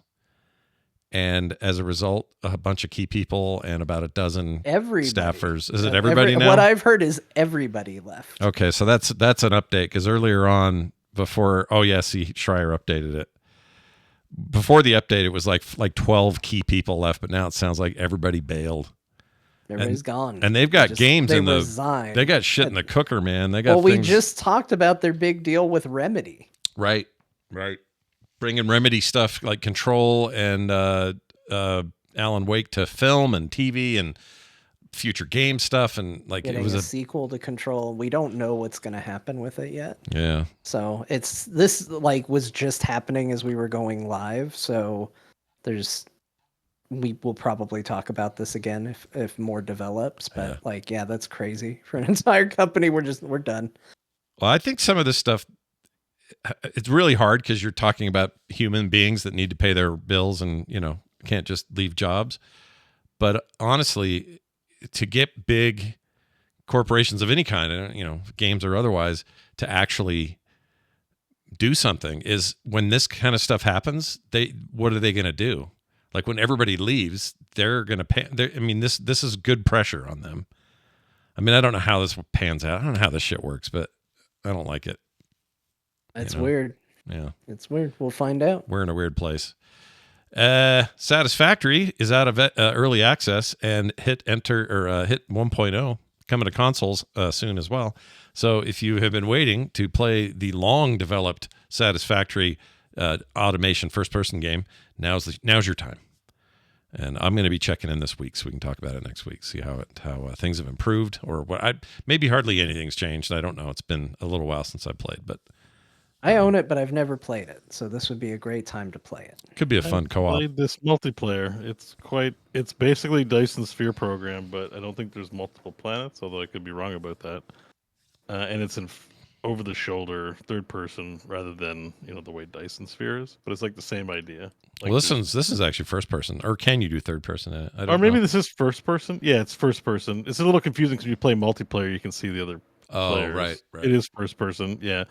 But what's neat about it is that the multiplayers, like me and Mike were playing it, and we're like, trying to map out where things need to go, and it was fun. It was I'll bet Mike loved that because he likes building stuff. Yeah, he loves this game. Crofton's always ruining it. We're like, you want to play like Satisfactory, and Crofton's like, there's no shooting guys in this, So You got to shock some aliens a yeah, little bit. shoot people. Yeah, but he likes this, and I think he's been playing with his young lad.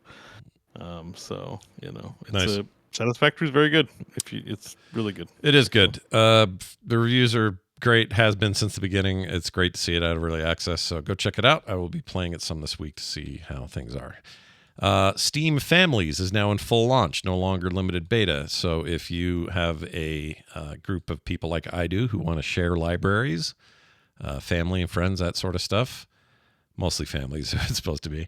Anyway, you can do it. So family sharing works, and apparently it's pretty cool. 6 people can be part of your Steam family, and every game and every member's library is shared with the group, except for the game's owner that the owner might mark as private. So Beau would put, Massage Orc or Orc Massage private, so your mom couldn't get it. Right? That's the idea.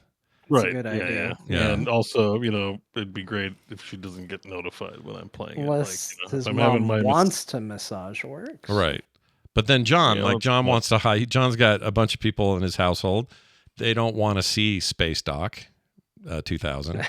So he No. marks that one as private. So that's how it works. Anyway, this is something I've been wanting for a while. I'm very excited here because my kids are all losing their minds. They're like, Dad, you have so many games in your library.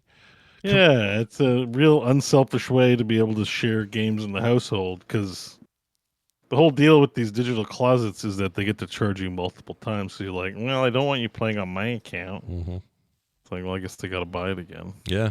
I mean, it's basically, Now you don't have to do that. it's the one thing that I have always liked about, there's a lot of things I don't like about Apple's App Store, but I've always liked that everybody can share. Like I think 5 or 6 people have always been able to share. And it's nice. It would be the number one argument for cartridge games, right? Which is just like, Mm-hmm. everyone can just put in whatever cartridge and play whatever game.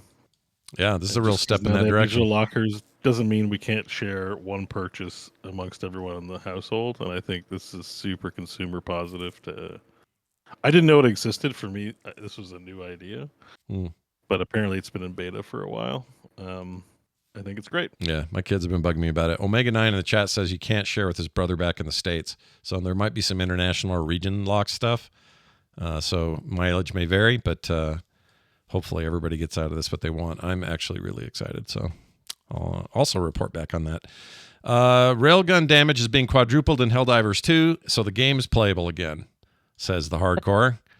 That's my editorializing, but I was kind of sad face when they nerfed the railgun, and now that they're quadrupling the railgun damage, I'm like, oh, I think I might play again. Whoops, wrong music. Here. Gotta play that a little bit, right? It's been a while since we've heard that. I reinstalled, so I think I might give it a whirl at some point. Isn't there is also some talk of some paywalled weapons or some shit coming, or some abilities? Well, they have war bonds, right? So their whole deal is they have a battle pass, but it's a forever pass that never goes away. Okay. And you can earn in-game currency and unlock it, but you can also buy currency and get the pass at any time. You can unlock anything at any time. It's not time gated. No, what's that called? No forced. No, what is it? Planned obsolescence or Oh, whatever. yeah. Like Yeah. planned opulence, whatever. Planned opulence.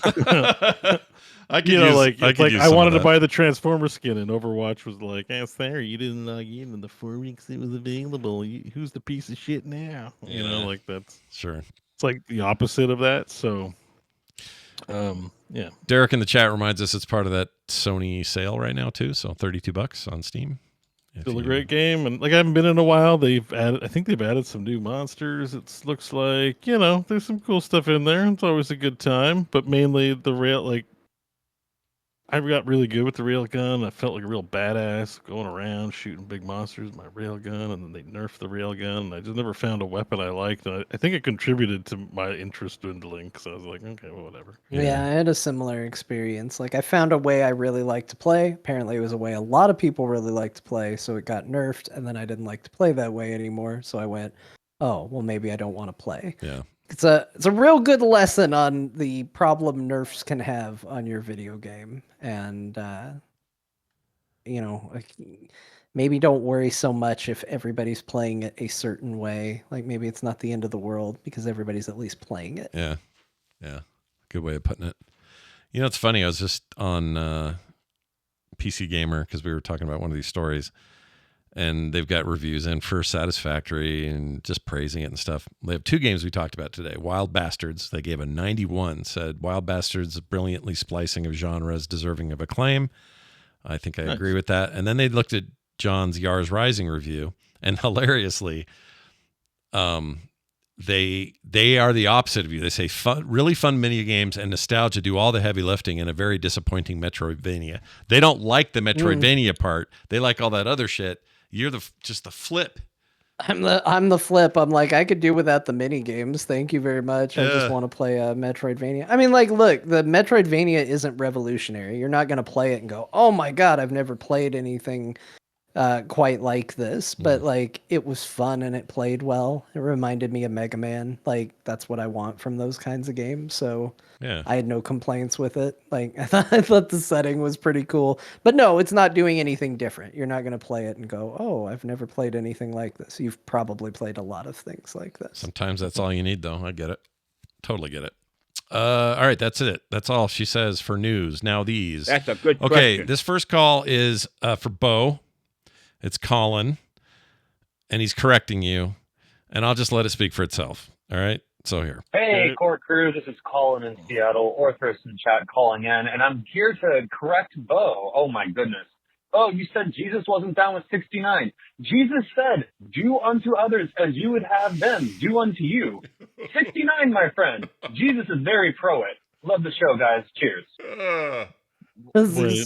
That's spot on. I have. Do you not remember this? Jesus doesn't like 69. Yes, a couple of weeks, maybe even just a week ago, you said something to the effect of he's not down with that.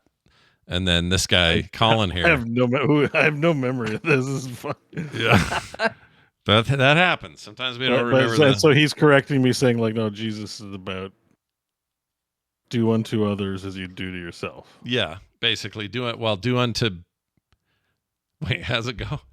Do unto me, do unto others do unto yourself. What shit?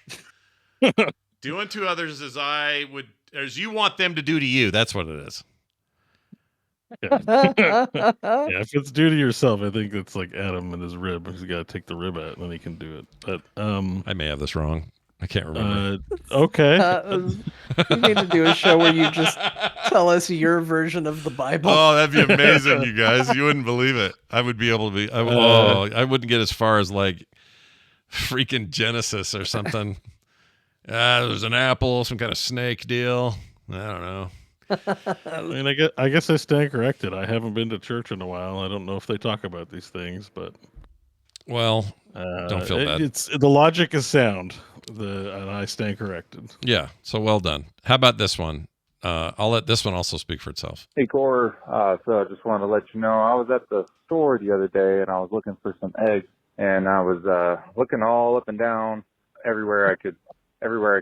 Couldn't find the eggs. And then, I was walking by and I heard some bad things, so I walked right past the aisle below 4. And, sure enough, I found it.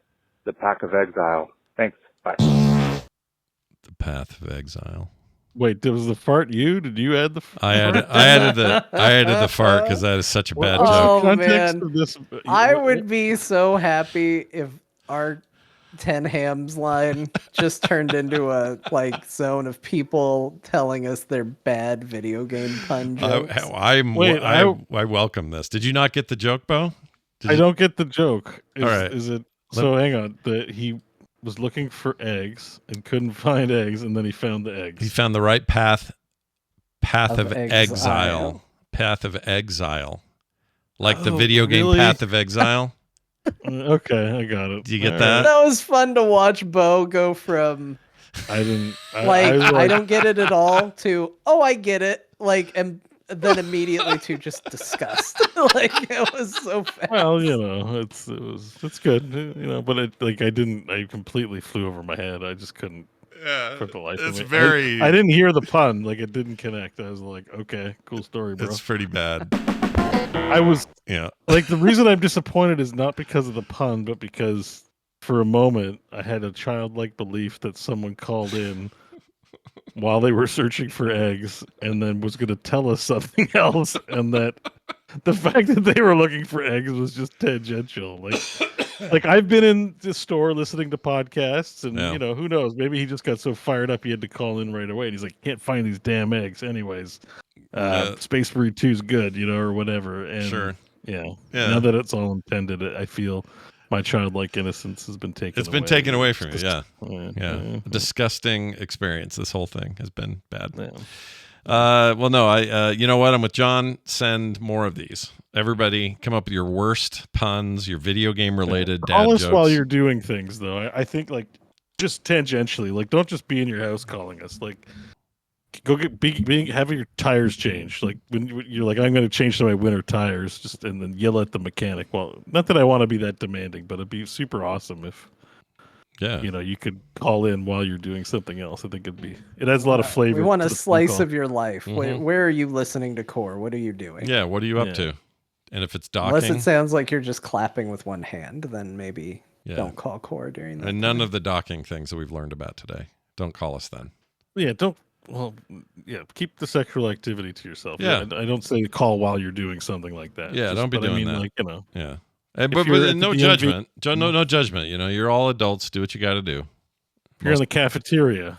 We're not saying don't do it. We're just saying don't call us while you're doing it. Yeah, that's all. I just don't want to hear about it or hear anything related to it. Although, I would take a follow-up from Jesus if he wants to chime in on that conversation. I'm sure that'll happen. All right, well, there you go. Those are our calls today. If you want to call the 10 Hams line, it's easy, 801-471-0462. That will get you in and let you leave a voicemail and or a text, so keep those coming. Quick reminder on the contest, frogpants.com/core contest will get you a copy of Space Marine 2. If you are the lucky winner, you'll be pulled at random sometime between now and our next show. We'll pull it on the show is what I'm going to do. So the random pick will happen live here on the air. And we'll contact that person directly, even if they hear it first, and they'll get a copy of it. Big thanks to Shatterproof once again for his generosity.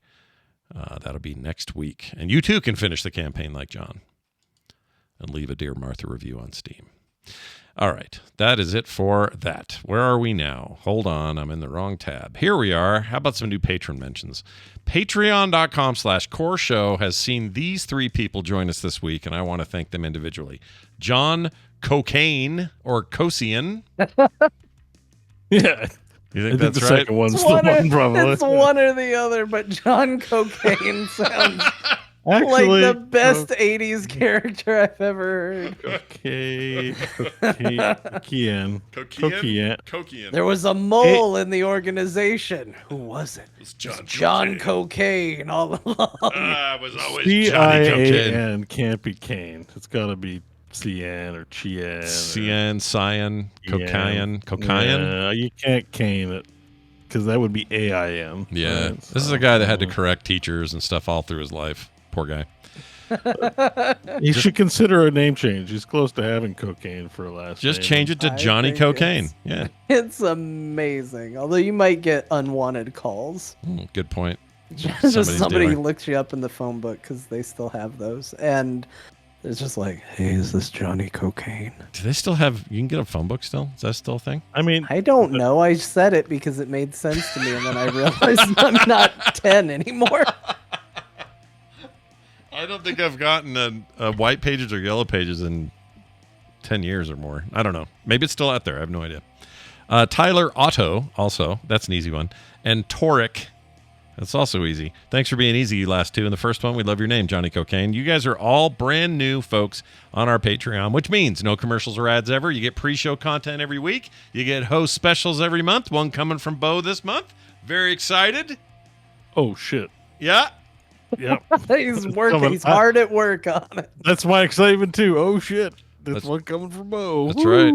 And other monthly benefits. I just did some cool game art. You guys are going to want to see that. It can be yours, but you got to sign up over at patreon.com/core-show. That is going to do it. We need to hand the mic over to Grandma. Let her recap the games we played this week. Grandma, take it away. Yeah, real quick. I love our chat. Luke Sightwalker. There's no more phone books. Immediately followed by Skiz Grebo. You can still get phone books. I love the name Skiz Grebo as well. That's amazing. I want to go to. If you ever wonder why we sometimes don't listen to the chat, there it is in 2 lines. Nailed it. Anyway, if you want to know what video games the boys play, there was a lot of them. So here we go real quick. Wild Bastards, that's a shooting game. Warhammer 40k Space Marine 2, that's a shooting game in third person. Yeah. World of Warcraft, The War Within, no shooting. What the Car 2, no shooting. Yars Rising, shooting in there. Yeah. Emberaward, towers be shooting. Yeah. Hive Jump 2 Survivors, lots of shooting in that. Final Fantasy, the Pixel Remaster, no shooting. Cyberpunk 2077, lots of shooting. Skull and Bones, pirate shooting. World of Warcraft, Season of Discovery, Some shooting. no shooting. There's some shooting. The guns and things. Yeah. Deadlock, shooting. Yeah. Heroes of the Storm, lots of shooting. Yeah. That's true. There's a lot of shooting in Heroes of the Storm, and there's a lot of shooting from the hip here on Core. If you want to hear more of this fantastic back and forth between good friends, you can be here live on Thursday nights, 5 p.m. Mountain Time, and watch us live at frogpants.tv. That'll do it for us. Thank you all for listening. We'll see you next week.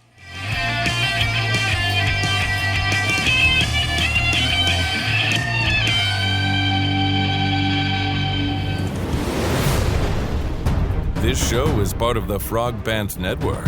Yes. Get more at frogpants.com. Back to Pokemon Go. Reminds me. Did you you're not playing